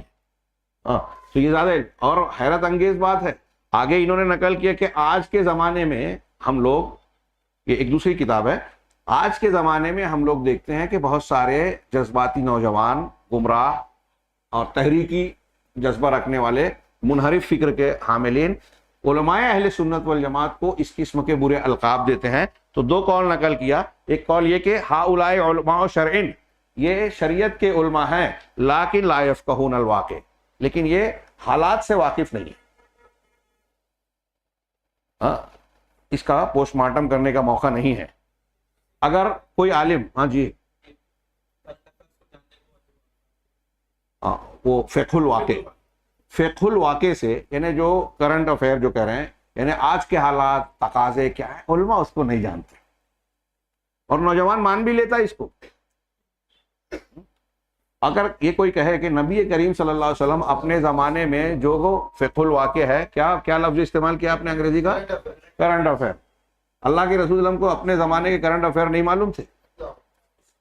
امی تھے، اخبار نہیں آتے تھے اس ٹائم، ریڈیو بھی نہیں تھا، ٹی وی چینل بھی نہیں تھا، انٹرنیٹ وغیرہ کی تو سوال ہی نہیں، تو پھر فقہ الواقع کرنٹ افیئر نہیں تھا۔ تو اب ہمارے جو علامہ لوگ ہیں جو نئی نئی تشریحات ہر چیز کی کرتے ہیں، دجال سے مراد انسان دجال نہیں ہے، وہ فلاں فلاں ہے۔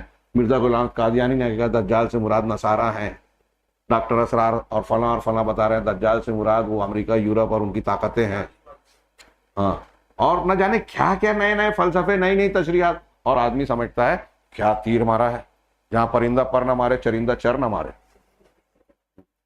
اور ایسی چیزوں کو لوگ جیسے فضائل وغیرہ میں چلتے ہیں نا، ایسی نئی نئی حدیثیں۔ ابھی ایک اناؤنسر نے وہ چیتا پور میں تقریر کر رہا تھا، ان کے ایک جملے سے مجھے بڑی ہنسی آئی، بہت پیارا جملہ انہوں نے کہا، وہ اپنے الفاظ میں کہوں، انہوں نے کہا کہ آج کل ایسی بہت سی حدیثیں بیان کی جاتی ہیں جو اللہ کے رسول صلی اللہ علیہ وسلم کے زمانے میں تھی نہیں، ہاں وہ حدیثیں تھی نہیں، نئی نئی حدیثیں بیان کی جا رہی ہیں۔ تو دین کے یہ معاملات ہیں اور لوگ اس میں اٹریکٹ ہو جاتے ہیں، ارے یہ مولانا تو نئی نئی چیزیں پیش کر رہے ہیں، یہ تو پرانی باتیں پیش کرتے ہیں، یہ پرانے علماء بہت سارے۔ خیر بات تھوڑی سی یہ ہو گئی۔ تو یہ جو کہا کہ حالات نہیں جانتے، حالات کی کچھ باتوں کا علم نہیں ہونا علم دین یا عالم دین کے لیے بے عزتی کی بات نہیں ہے، کمی نہیں ہے۔ نہیں معلوم ہے آپ بتا دو کہ مولانا یہ خبر پڑھی ہے اور بتائیے، اس میں رہنمائی کیجیے۔ قرآن میں نا اللہ کے رسول صلی اللہ علیہ وسلم سورہ نساء میں اللہ تعالیٰ نے فرمایا کہ وَإِذَا جَاءَهُمْ أَمْرٌ مِّنَ الْأَمْنِ أَوِ الْخَوْفِ أَذَاعُوا بِهِ، امن اور خوف کی کوئی خبر ان کے پاس آتی ہے تو اس کو وہ پھیلا دیتے ہیں، فارورڈ کرتے ہیں، اور کیا بولتے ہیں، وائرل کرتے ہیں۔ وَلَوْ رَدُّوهُ إِلَى اللَّهِ وَلَوْ رَدُّوهُ إِلَى الرَّسُولِ وَإِلَى أُولِي الْأَمْرِ مِنْهُمْ لَعَلِمَهُ الَّذِينَ يَسْتَنبِطُونَهُ مِنْهُمْ، اگر وہ اس خبر کو جو امن یا خوف کی آئی ہے رسول تک پہنچاتے یا ان لوگوں تک اہل علم تک جو اس سے اس کی جڑ تک اور تہ تک پہنچ سکتے ہیں تو وہ صحیح نتیجہ نکالیں گے۔ اس آیت سے یہ پتہ چلا کہ کچھ لوگوں کو ایسی خبر پہنچ سکتی ہے جو رسول کو نہیں معلوم ہے، تو ان کو چاہیے رسول کو پہنچا دیں۔ تو اب یہ آج کل کا مفکر یہ بولے گا رہے اللہ کے رسول کا کرنٹ افیئر فقہ الواقع معلوم نہیں تھا، تو یہ کچھ کمی ہے؟ آپ کو ساری خبریں ہیں۔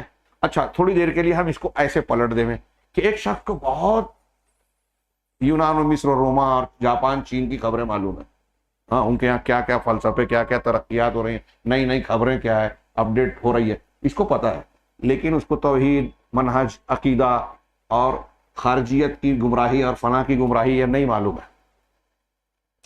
تو دین کی بنیادوں کو نہیں جاننا یہ زیادہ کمی ہے، بڑی کمی ہے، یا کرنٹ افیئر کو نہیں جاننا یہ کمی ہے؟ آپ ہدایت کس سے لیں گے؟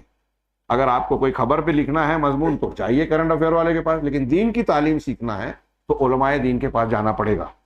ہاں تو شیخ نے کہا کہ آج کل یہ بولتے ہیں اور ان کے پاس یہ کہتے ہیں کہ یہ جو علماء ہیں ان کا ہی جملہ نقل کر رہا ہوں، کوئی برا نہ مانے، لیس عند ہؤلاء العلماء الا فقہ الحیض والنفاس، ان علماء کے پاس صرف حیض و نفاس کی فقہ ہے۔ یہ القاعدہ والے اور یہ جو لوگ ہیں نا تحریکی، یہ علامہ ابن باز، شیخ البانی رحمہ اللہ، علامہ فوزان، شیخ ابن عثیمین رحمہ اللہ، ان لوگوں کے بارے میں یہ جملے کہتے تھے۔ حیرت انگیز بات ہے، اور میں نے ابھی ایک کتاب میں پڑھا کہ معتزلیوں کا جو اعتزال کا بانی تھا نا وہ عمرو بن عبید اور واصل بن عطا، یہ لوگ یہی جملہ امام مالک اور ائمہ دین کے بارے میں کہتے تھے کہ یہ صرف طہارت کے مسائل اور حیض و نفاس کے مسائل جاننے والے علماء ہیں۔ ایک طریقے کا گویا بدعتیوں کا بھی مزاج ہے اہل حق۔ یہ میں کہنا یہ چاہ رہا ہوں، شیخ نے بتایا کہ ایک طرف ہمارے علماء کو جاہل قرار دیا جاتا ہے، دوسری طرف یہ کہہ رہے ہیں کہ بدعتیوں کی کتابیں اور گمراہ بدعتیوں کی تعریف ہمارے یہاں رواج پا رہی ہے۔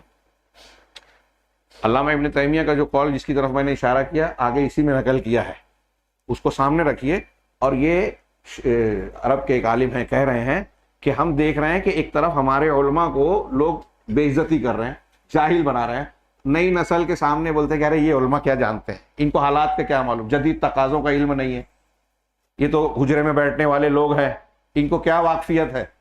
ہاں، اور ساتھ ہی ساتھ ایک طرف یہ ہو رہا ہے کہ علماء کی بے عزتی کی کمتر بنایا جا رہا ہے، تو نتیجہ کیا کہ کن لوگوں کی کتابیں؟ کہا بدعتیوں کی کتابوں کو ترویج دی گئی اور ان کی گمراہ بدعتیوں کی تعریف کی جاتی ہے، اور اس سے مقصد ہوتا ہے کہ ہمارے علماء کے درجے کو گرا دیا جائے اور وہ گمراہ لوگوں پر تعریف کرتے ہیں۔ شیخ کی عبارت پڑھ رہا ہوں، وہ کہتے ہیں یسرون علی الترابی والمودودی والغزالی، یہ تعریف کرتے ہیں ترابی کی، غالباً الجزائر کے یا سوڈان کے عالم تھے حسن الترابی، تحریکی اخوانی، اور مودودی صاحب کی اور غزالی کی، ہاں، اور ہمارے علماء اور ائمہ کی شان کو کمتر دکھاتے ہیں، ہمارے علماء اور ائمہ کی شان کو گراتے ہیں۔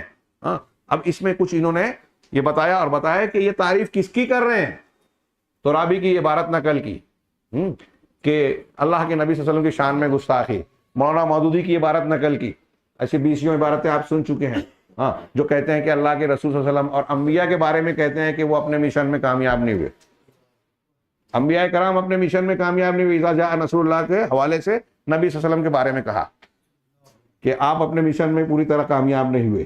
اور اسی طرح غزالی کی بات کہی کہ رافضیوں اور سنیوں میں بس جیسے ایسا ہی اختلاف ہے جیسے حنفی مسلک، شافعی مسلک، حنبلی مسلک، یہ غزالی کہہ رہے ہیں۔ یہ میں نے ان کی عبارتیں لمبی ہے، وقت بہت کم بچا ہے، اس لیے صرف اشارہ کیا، اور پھر شیخ آگے اس کے بعد کہتے ہیں کہ، اور یہ ہم کو تعلیم ہے اس کا ذکر کر کے، کہ ایک بہت لمبی چوڑی چیزیں ہیں، اور میں اشارہ کر دوں کہ جیسے یہ ان کا مثال دے رہے ہیں، آج ہمارے یہاں بھی کچھ لوگ ہیں، ہمارے ایک بزرگ عالم ہیں، میں نام نہیں لیتا اور ان کو میں برا نہیں مانتا، اپنے سے بزرگ مانتا ہوں، واقعی صاحب علم آدمی ہے، لیکن ابھی آیا کہ وہ یوسف القرضاوی صاحب کی تعریف کیے۔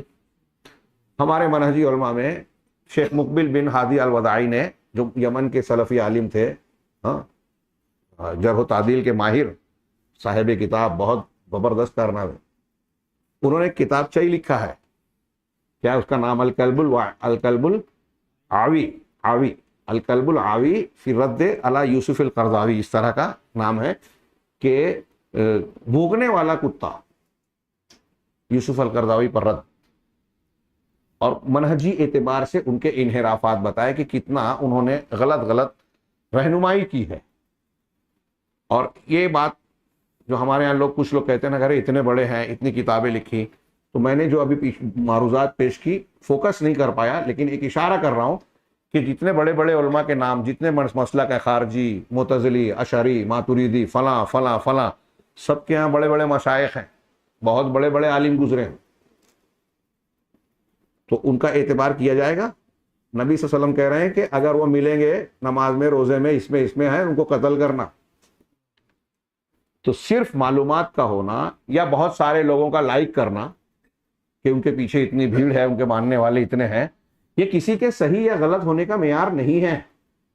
نبی صلی اللہ علیہ وسلم کے فرمان سے ہمیں بالکل واضح تعلیم مل رہی ہے، اور آپ نے نام لے کے رد کیا خارجیوں کا، ان کے بارے میں بتایا، ان کی ظاہر میں اتنی خوبیاں، لیکن حقیقت یہ ہے کہ وہ قتل کے لائق ہیں۔ تو ہمارا کام بھی یہ ہے، تعلیم و تعلم میں ہم کو یہ سبق مل رہا ہے کہ ہم صحیح لوگوں کو پہچانیں۔ علامہ ابن تیمیہ نے جو ہے ابو عثمان نیساپوری کا قول نقل کیا، اور بھی کچھ اقوال ہیں، ایک قول نقل کر رہا ہوں، من امر السنت علی نفسہ قولا وفعلا نطق بالحکمہ، جس نے اپنے آپ پر قولاً اور فعلاً، یعنی زبان سے اگر کوئی بات کہہ رہا ہے، کوئی عمل کر رہا ہے، تو سنت کو اپنا امیر بنایا، سنت کو اپنا رہنما بنایا، تو ایسا شخص حکمت کی بات کرے گا۔ اور جس شخص نے اپنے نفس پر خواہش نفس، اپنے آپ پر خواہش نفس کو جو ہے وہ امیر بنایا یا قائد بنایا قول اور فعل میں، تو وہ بدعت کی بات کرے گا۔ ہاں، شیخ نے کہا کہ ایسا ہی معاملہ آج ہم دیکھ رہے ہیں کہ بہت سارے لوگ جو ہے اہل بدعت کے ثنا خواں ہیں، اہل سنت کو برا بھلا کہتے ہیں، اور پھر نیچے شیخ نے یہ بیان کیا کہ ہر قوم کے وارثین ہوتے ہیں، لہٰذا آج ہم دیکھتے ہیں کہ جس طرح یہ غزالی اور گمراہ فکر والے لوگوں کو اور ان کی کتابوں کو لوگ ترویج دے رہے ہیں، ان کے جو پرانے اسلاف ہیں، ان کے پرانے جو گمراہ سلف گزرے ہیں، ان کی باتوں کو یہ لوگ آگے بڑھا رہے ہیں۔ شیخ علامہ ابن تیمیہ کا جملہ ہے کہ ان باطل کے ساتھ کافر قرار دینے والی کچھ ایسی قوم ہے جو اہل سنت والجماعت کا عقیدہ ویسے نہیں جانتے جیسے جاننا چاہیے۔ ہاں، اہل سنت، آج دیکھیے ہمارے یہاں ایسے بہت سے دعات ہیں، بظاہر دکھائی دینے والے علماء ہیں، اور بہت سارے لوگ جن کے پیچھے چلنے والی جماعتیں ہیں، نسبت رہی ہے مولانا ابو العلا مودودی صاحب، ہاں، سید قطب صاحب، فلاں اور فلاں، اس میں آپ کھنگالیں گے تو باقاعدہ عالم یہ بھی نہیں تھے. کچھ لوگوں نے کہا وہ ادب کے آدمی تھے، دینیات میں آ گئے، سید قطب صاحب، اور پھر جدید دور کی خارجیت کے امام بن گئے. پوری دنیا مسلمانوں کی کافر ہے سوائے ان کی فکر کے لوگوں کے. کتابیں بھری ہیں ان کی تفسیر میں، ان کی کتابوں میں، اور میں نے بہت جگہ نقل کیا ہے. مستقل کتابیں عرب علماء نے لکھی ہے. بتایا ہے قرآن میں کہاں کہاں انہوں نے غلط لا الہ الا اللہ کی تفسیر غلط کی ہے، لا حاکم الا اللہ، یا وہ کہیں وحدت الوجودی قل اللہ احد کی تفسیر میں وحدت الوجودی قول بیان کر دیا. قدم قدم پر انحراف ہے. لیکن اب ہمارے یہاں صلح کل کے نام پہ ان کی تعریف لوگ کرنا چاہیں گے، اور اگر کوئی ان کی غلط کو غلط کہے تو اس پر تنقید کریں گے. اور ہمارے درمیان بھی ایسے کچھ لوگ ہیں جن کو لوگ سمجھتے ہیں کہ یہ صحیح منہج پہ. تو میں یہ کہنا چاہتا ہوں کہ بات لمبی ہو گئی ہے اور خاتمے کے قریب آ رہی ہے، کہ اگر ہم کو دین سیکھنا ہے تو علماء سے نمبر ایک. علماء کی پہچان کیسے ہوگی؟ منہج کے اعتبار سے، کہ ان کے یہاں غالب جو ہے توحید سنت کو اور قرآن و سنت کو جو ہے فوقیت دی جاتی ہے، صحیح منہج ہے. اور یہ کیسے پتہ چلے گا؟ ان میں سے کوئی اگر منحرف ہے، چوری چھپے غلط چیزیں بیان کرتا ہے، تو آپ کو کسی ایک عالم پر انحصار نہیں کرنا ہے. آپ کو دیکھنا ہے، جیسے آپ نے ایک جماعت دیکھی، ہم عوامی سطح پر ایک دم ایک موٹی سی چیز بیان کر رہا ہوں، کہ آپ دیکھیے کہ ایک جماعت ہے علماء اہل حدیث کی. آج کے زمانے میں تو صرف ایک ملک نہیں، پوری دنیا کے علماء کی باتیں سامنے آ جاتی ہے نیٹ کے ذریعے سے اور دوسرے ذرائع سے. تو آپ دیکھیے کہ ایک عمومی ڈھرے پر علماء کا ایک مزاج ہے، ایک قول ہے، ایک منہج ہے. ان میں آپ کو بہت ساری چیزوں میں تحقیق کی ضرورت نہیں، سب لوگوں کا مشترک ہے. کچھ چیزوں میں آپ کو اختلاف نظر آئے گا، کچھ شخصیات میں اختلاف نظر آئے گا. اب ایک شخصیت ہے کہ پاکستان سے فلاں آدمی ہے، وہ دعوت کا کام کر رہا ہے اور وہ ایسا کر رہا ہے اور ویسا کر رہا ہے، تو اس کی بات سننا کہ نہیں، اس کی کتاب، اس کی تقریریں سننا کہ نہیں، فارورڈ کرنا کہ نہیں. جو غلط ہے، جس کو آپ غلط مانتے ہیں، میں آج کہہ رہا ہوں ان کو سننا بند کر دیجئے. ان کے اس پہ فالوور یا ان کے دیکھنے والے میں جائیے گا ہی نہیں. آپ اگر صحیح علم سیکھنا چاہیں گے، صحیح علماء کے پاس جو ہے علم حاصل کرنا چاہیں گے نا، تو آپ کو اتنا وقت نہیں ملے گا ان گمراہ لوگوں کے پاس جانے کا. تو جن شخصیات پر عمومی طور سے علماء کا طبقہ اعتراض کر رہا ہے کہ یہ گمراہ ہیں، یہ منحرف ہیں، ان کے یہاں فلاں فلاں چیز قرآن و حدیث کے خلاف ہے، اس طرح کی واضح چیز جس کے بارے میں پائی جائے، آپ اس سے چوکنا ہو جائیں. میں عوام کی بات کروں، اور چھوڑ دیں اس کو جن کے بارے میں عام طور سے یہ رجحان ہے کہ یہ قابل اعتماد ہے، آپ ان سے رشتہ جوڑ لے. اور یہ صحابہ کا عام صحابہ کے زمانے میں، تابعین کے زمانے میں عام لوگوں کا بھی وتیرہ تھا کہ ایک صحابی سے ایک مسئلہ پوچھا، ایک عورت ہے، حاملہ بھی ہے اور اس کے شوہر کا انتقال بھی ہو گیا، بیوہ بھی ہے، کون سی عدت گزارے؟ پہلے گئے حضرت ابن عباس کے پاس، کہا جو لمبی مدت ہے اس کو اختیار کرے. حضرت علی کے پاس گئے، بعض روایتوں میں یہ بھی ہے، اس کو بھی کہا. پھر حضرت ابو ہریرہ کے پاس گئے، حضرت ابو ہریرہ نے بھی اپنے دماغ سے فتویٰ دیا، کہا میرے پاس کوئی دلیل نہیں ہے. کہا بچہ پیدا ہو جائے، اولات الاحمال اجلہن ان یضعن حملہن، اس آیت سے استدلال کر کے کہ یہ بات کی آیت ہے، تو وضع حمل ہو جائے اگر اس کا، تو اس کی عدت پوری ہو جائے گی. پھر تینوں کے بعد چوتھا حضرت عائشہ کے پاس گئے وہ لوگ، کہا کہ ابن عباس رضی اللہ تعالیٰ عنہ یہ کہتے ہیں، ابو ہریرہ رضی اللہ عنہ یہ کہتے ہیں، دونوں میں صحیح کیا ہے؟ حضرت عائشہ نے کہا حضرت ابو ہریرہ کی بات صحیح ہے، اس لیے کہ اللہ کے رسول صلی اللہ علیہ وسلم نے سبیعہ اسلمی کے کیس میں جو ایسا ہی تھا، یہی فیصلہ کیا کہ وہ شوہر کی وفات کے چند دنوں کے بعد ان کا بچہ پیدا ہوا، تو کہا کہ تم جو ہے شادی چاہو تو کر سکتی ہو. میں نے مختصراً بیان کی. تو یہ اس طریقے سے آپ تحقیق کریں، اور چند مسائل میں آپ کو یہ ضرورت پیش آئے گی، اور تھوڑی سی محنت کرنے کے بعد کسی کے بارے میں جب آپ کو پتہ چل گیا کہ اس کے یہاں منہجی اعتبار سے انحراف ہے، اہل الحدیث اہل السنہ والجماعہ کے طریقے سے اس میں کچھ انحراف پایا جاتا ہے، تو ہم کو اسے چھوڑ دینا چاہیے.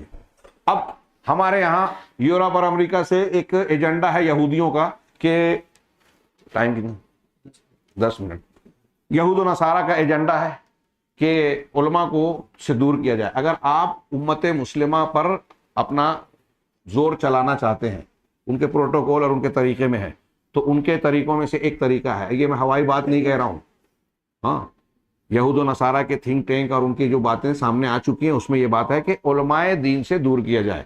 اور ان کے یہاں یہ بھی ہے کہ علماء میں یا صحیح دین کے حاملین گروہ مسلمانوں میں یہ جو سلفی گروہ ہے، امریکہ اور یورپ،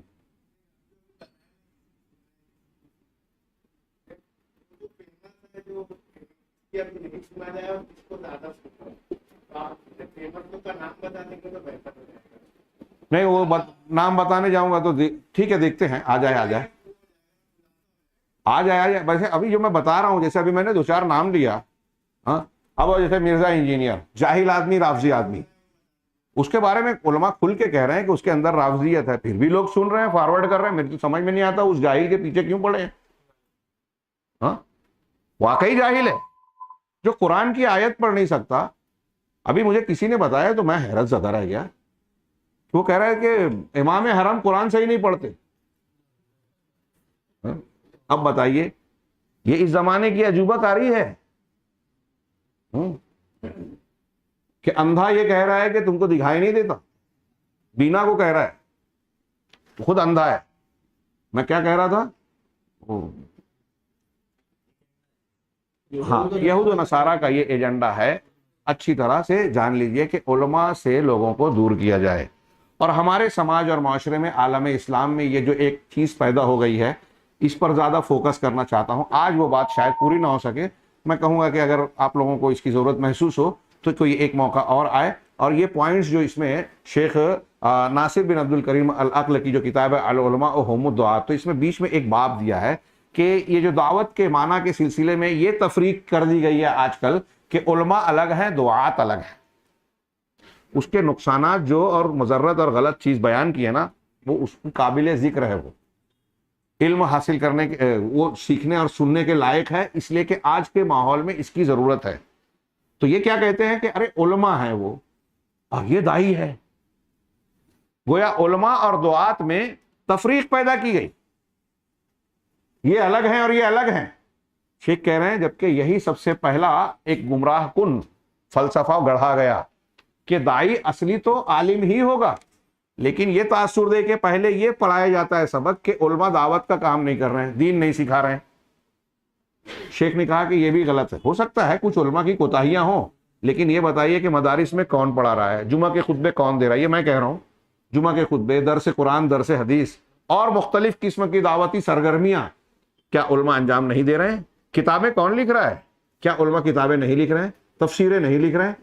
उलमाए कराम करते हैं, लेकिन मैं ये कहना चाहता हूं, उसमें एक जुमला मैं अपना जोड़ रहा हूं कि बाज उलमा को अवाम जमात करने नहीं देती। आप इतनी हौसला शिकनी करते हैं, उलमा की बेइज्जती करते हैं कि कभी कभी बाज लोग सब्र और इस्तेकामत नहीं रख पाते और कहते हैं कि इससे अच्छा यह है कि हम कहीं जाके मजदूरी करें। मैं बहुत सर पीट लिया था गुज़िश्ता 2-2.5 महीने पहले, आंध्र प्रदेश जाना हुआ, तेलंगाना के इलाकों में। तो जो विशाखापट्टनम के करीब के जो हैं कई 100 देहात हैं जहां मुसलमान सिर्फ तेलुगु भाषी हैं, दूसरी जबान नहीं जानते। कहीं ऐसा है कि 400 घर है, उसमें सिर्फ 3-4 घर, 5 घर, 10 घर मुसलमानों का है। घुल मिल गए गैर मुस्लिमों में, नमाज नहीं पढ़ते, दीन नहीं जानते। मुस्लिम लड़कियां गैर मुस्लिमों से बहुत पहले से शादियां कर रही हैं, चर्च में जाती हैं। हमारे बाज दुआत ने मेहनत की, 4 मुसलमान से ईसाई बनने वाले पादरियों को फिर से मुसलमान किया, जो ईसाइयत की तबलीग करते थे। उन 4 के जरिए से कुछ मेहनत करके प्लान बना के 101 पादरियों पर मेहनत, 101 पादरी मुसलमान हुए थे, अल्हम्दुलिल्लाह कह रहे हैं। लेकिन फिर उसके बाद मैंने जब तफसील की कि वो कहाँ गए, क्या हुए, तो पता चला कि उसमें से 80 से ज्यादा वापस हो गए। क्यों? कौम ने मौका ही नहीं दिया। रोजी रोटी का मसला आ गया, फाका मस्ती की बात आ गई। ईसाइयत में खूब पैसे मिल रहे थे, यहाँ नाने शबीना के मोहताज हो गए, तो बोले कुछ तो वापस चले गए, और जो बाकी बचे तो कहा कोई जो है साइकिल की दुकान है, कोई 2 व्हीलर की दुकान चला रहा है, कोई फना होटल चला रहा है, कोई खाने पीने की इडली वड़ा पाव बेच रहा है। ये किसकी गलती है? ये दावत व तबलीग के वो मुकल्लफ थे। अब उलमा या जमात का काम ये था कि उनकी मातहती में अब ये तनकीद करके आप फैलाने लाने लगे, तनक़्द करने लगे, इस्लाह का काम करें, फायदा पहुंचाने का काम करें। तो मैं ये कह रहा हूं ऐसे ही उलमा के साथ हो रहा है, मौके नहीं दिए जाते, दोनों तरफ से कोताहियां पाई जाती हैं। तो उलमा अपने दायरे में कुछ ना कुछ कर रहे हैं। ये गलत प्रोपेगंडा किया जाता है कि उलमा काम नहीं करते।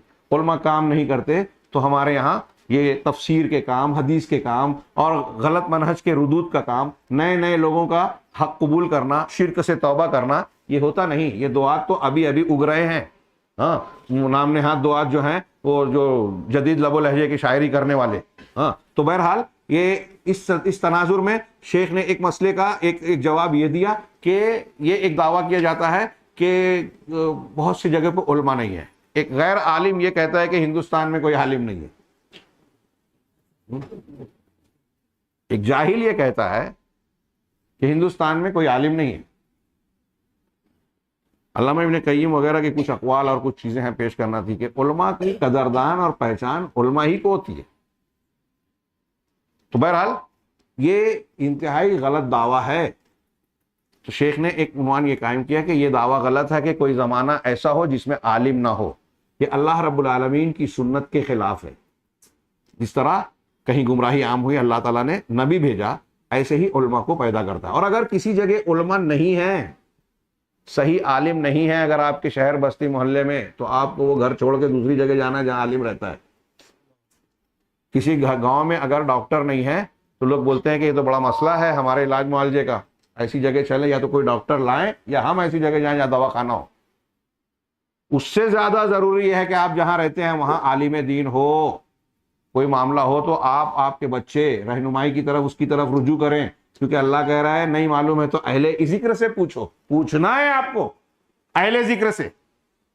اور پھر شیخ نے یہاں یہ بیان کیا کہ یہ جو علماء کی اس طرح تحقیر کی جاتی ہے اس کا انتہائی بڑا اور سنگین اور گناہ در گناہ نقصان ہو رہا ہے. ان نقصانات کو انہوں نے گنایا ہے کہ دعوے, شعارات, حزبیت کو فروغ مل رہا ہے. ہاں اور اس کے علاوہ جو ہے بدعت اور خرافات یا انحراف والی فکر کو بڑھاوا مل رہا ہے, غلط فتوے دیے جا رہے ہیں. ہاں تو اس ضمن میں شیخ نے ذکر کیا کہ اس لیے علماء کے لیے ضروری, لوگوں کے لیے, مسلمانوں کے لیے ضروری ہے کہ دین کو سیکھنے کے لیے جہاں سنت اور صحیح چیز کو سیکھتے ہیں, بدعت اور اہل بدعت کی بھی پہچان معلوم کریں. یہ ابو مظفر اسفرائینی کا قول نقل کیا کہ وما لم يتبين العاقل اوصاف البدع واهلها لم يتقرر له حقیقت الایمان المستخلص عن جميعها. المستخلص عن جميعها. کیا بات ہے, سلف کے علم کی گہرائی دیکھیے. وہ کہتے ہیں کہ جب تک کوئی عقل والا بدعتوں اور اہل بدعت کی صفات کو جو ہے نہیں جان لے گا, اس کے سامنے واضح نہیں ہوگی, تو اس وقت تک ایمان کی حقیقت اس کے سامنے نکھرے گی نہیں, مقرر نہیں ہوگی, جو کہ ان سب چیزوں سے اس کو صاف اور خالص بنا دے. اس کے ایمان کو, اس کے دین کو بدعتوں, خرافات اور انحرافات سے پاک کر دے. اس کے لیے ضروری ہے کہ وہ بدعت کو بھی جانے. اب کہا شیخ نے اس کے بعد کہا فتقرر بہا, یہ اس کے ذریعے سے یہ بات واضح ہو گئی کہ ایک مسلمان جو اتباع کرنا چاہتا ہے اس کے لیے ضروری ہے کہ اپنے عقیدے اور منہج کو اہل بدعت اور اہل اہوا کے منہج سے الگ جانے کہ اہل بدعت کا طریقہ اور منہج کیا ہے, تاکہ اپنے عقیدے اور منہج کو اچھی طریقے سے سمجھے. اور وہ کہا کہ ابو مظفر نے کہا کہ مسلمان پر ایک آدمی پر واجب ہے جو کہ اپنے عقیدے کو حاصل کرنا چاہتا ہے, حق کو جاننا چاہتا ہے, کہ فاسد عقائد کا علم حاصل کرے گمراہ ادیان اور مذاہب کے ساتھ میں. وَنَجِدْ هَذَا جَلِيًا فِي الْفِرَقِ الْأُولَى. اس چیز کو ہم پچھلے زمانے کے فرقوں میں خاص واضح طور پر پاتے ہیں, جیسے خوارج. اور اس لیے کہ ان کے دعات اور سردار جو تھے, خوارج کے دعات اور سردار جو تھے وہ علماء نہیں تھے. ہاں علماء اکابر ان کے درمیان موجود نہیں تھے. جب حضرت ابن عباس ان سے مناظرہ کرنے گئے, حضرت ابن عباس رضی اللہ عنہ مناظرہ کرنے گئے, تو ان سے شروع میں 2-3 جملے کہے تھے. اس میں ایک جملہ کہا کہ تمہارے درمیان میں اللہ کے نبی صلی اللہ علیہ وسلم کے صحابہ میں سے کسی کو نہیں پا رہا ہوں. اتنے پوائنٹ کی بات, اہم بات ہے.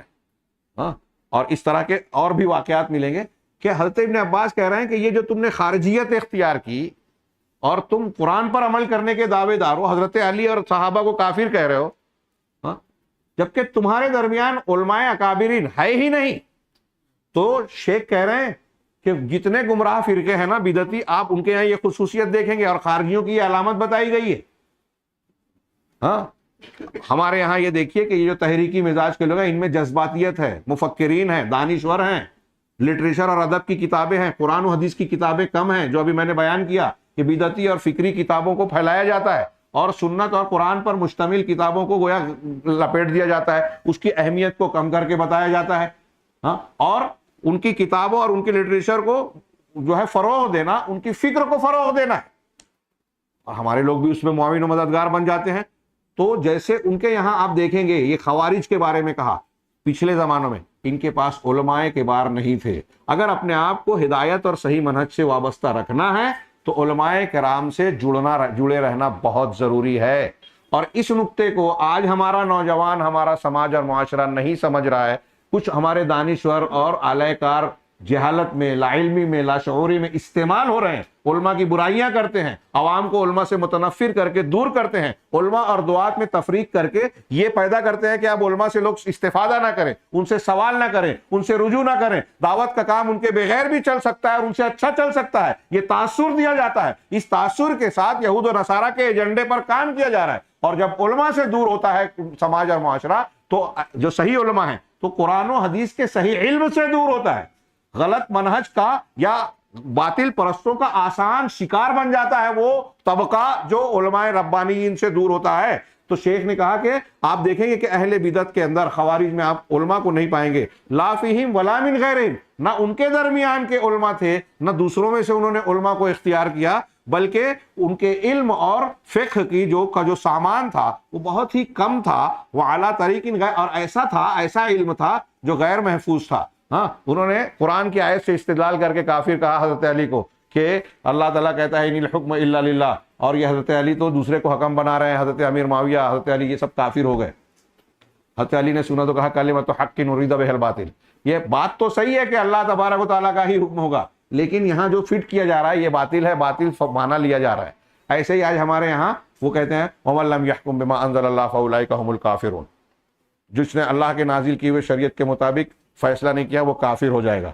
آیت صحیح ہے، اس کا معنی صحیح ہے، اگر کوئی اللہ کے حکموں اور فیصلے کے مقابل کسی اور کا حکم اور فیصلہ مانے گا تو کافر ہو جائے گا، لیکن اس کو وہ فٹ غلط جگہ کرتے ہیں، بس 2 منٹ میں، ہاں، غلط جگہ فٹ کرتے ہیں، ہاں، اور کہتے ہیں ووٹ دینا شرک۔ کسی نے وہ جو سعودی عرب فلاں اور فلاں ان لوگوں نے کوئی یورپ اور امریکہ کی کوئی چیز اختیار کر لی تو کافر ہو گئے، اسلام سے نکل گئے، اور ان کے ماننے والے علماء بھی ان کے ساتھ شریک، صاحب کے ساتھ کافر۔ تھوک میں جو ہے فتویٰ دے دیا سید قطب صاحب اور ان کے ماننے والوں نے، اور آج اس کے ماننے والے موجود ہیں۔ تو بہرحال وقت نہیں رہا، یہاں یہ ایک تاریخی طور سے بھی یہ ایک ہمارے لیے درس ہے کہ خوارج ہوں، اسی طرح رافضی، ان کے دعات، شیخ کہہ رہے ہیں ان کے دعات جاہل تھے، بلکہ لوگوں میں سب سے زیادہ جاہل، عقل میں سب سے زیادہ کم۔ اسی طرح معتزلہ، قدریہ، اہل کلام اور سارے فرقے جو اس قبیل کے پائے جاتے ہیں، کچھ نکات بہت ہی اہم، بہت ہی ضروری باقی رہ گئے ہیں، انشاءاللہ کسی دوسری مناسبت سے پیش کروں گا اگر موقع رہا، یا دوسرے اہل علم بیان کریں گے۔ اس میں ایک چیز تھی جو مجھے یاد آ رہی ہے تو میں صرف 2 لفظوں میں بیان کر دوں کہ اللہ کے رسول صلی اللہ علیہ وسلم کی ایک حدیث یہ بھی ہے کہ قیامت کی ایک نشانی یہ بھی ہے کہ اصاغر سے علم حاصل کیا جائے گا۔ اس کا موقع نہیں ملا، شروع میں بیان کرنا تھا کہ قیامت کی نشانی یہ ہے کہ علم کم اٹھا لیا جائے گا، جہالت عام ہوگی۔ علم کیسے اٹھایا جائے گا؟ علماء کو اٹھا کے۔ اس سے یہ بھی پتہ چلا، یہ بھی بخاری مسلم کی حدیثوں میں ہے، یہ آپ بہت مرتبہ سن چکے ہوں گے۔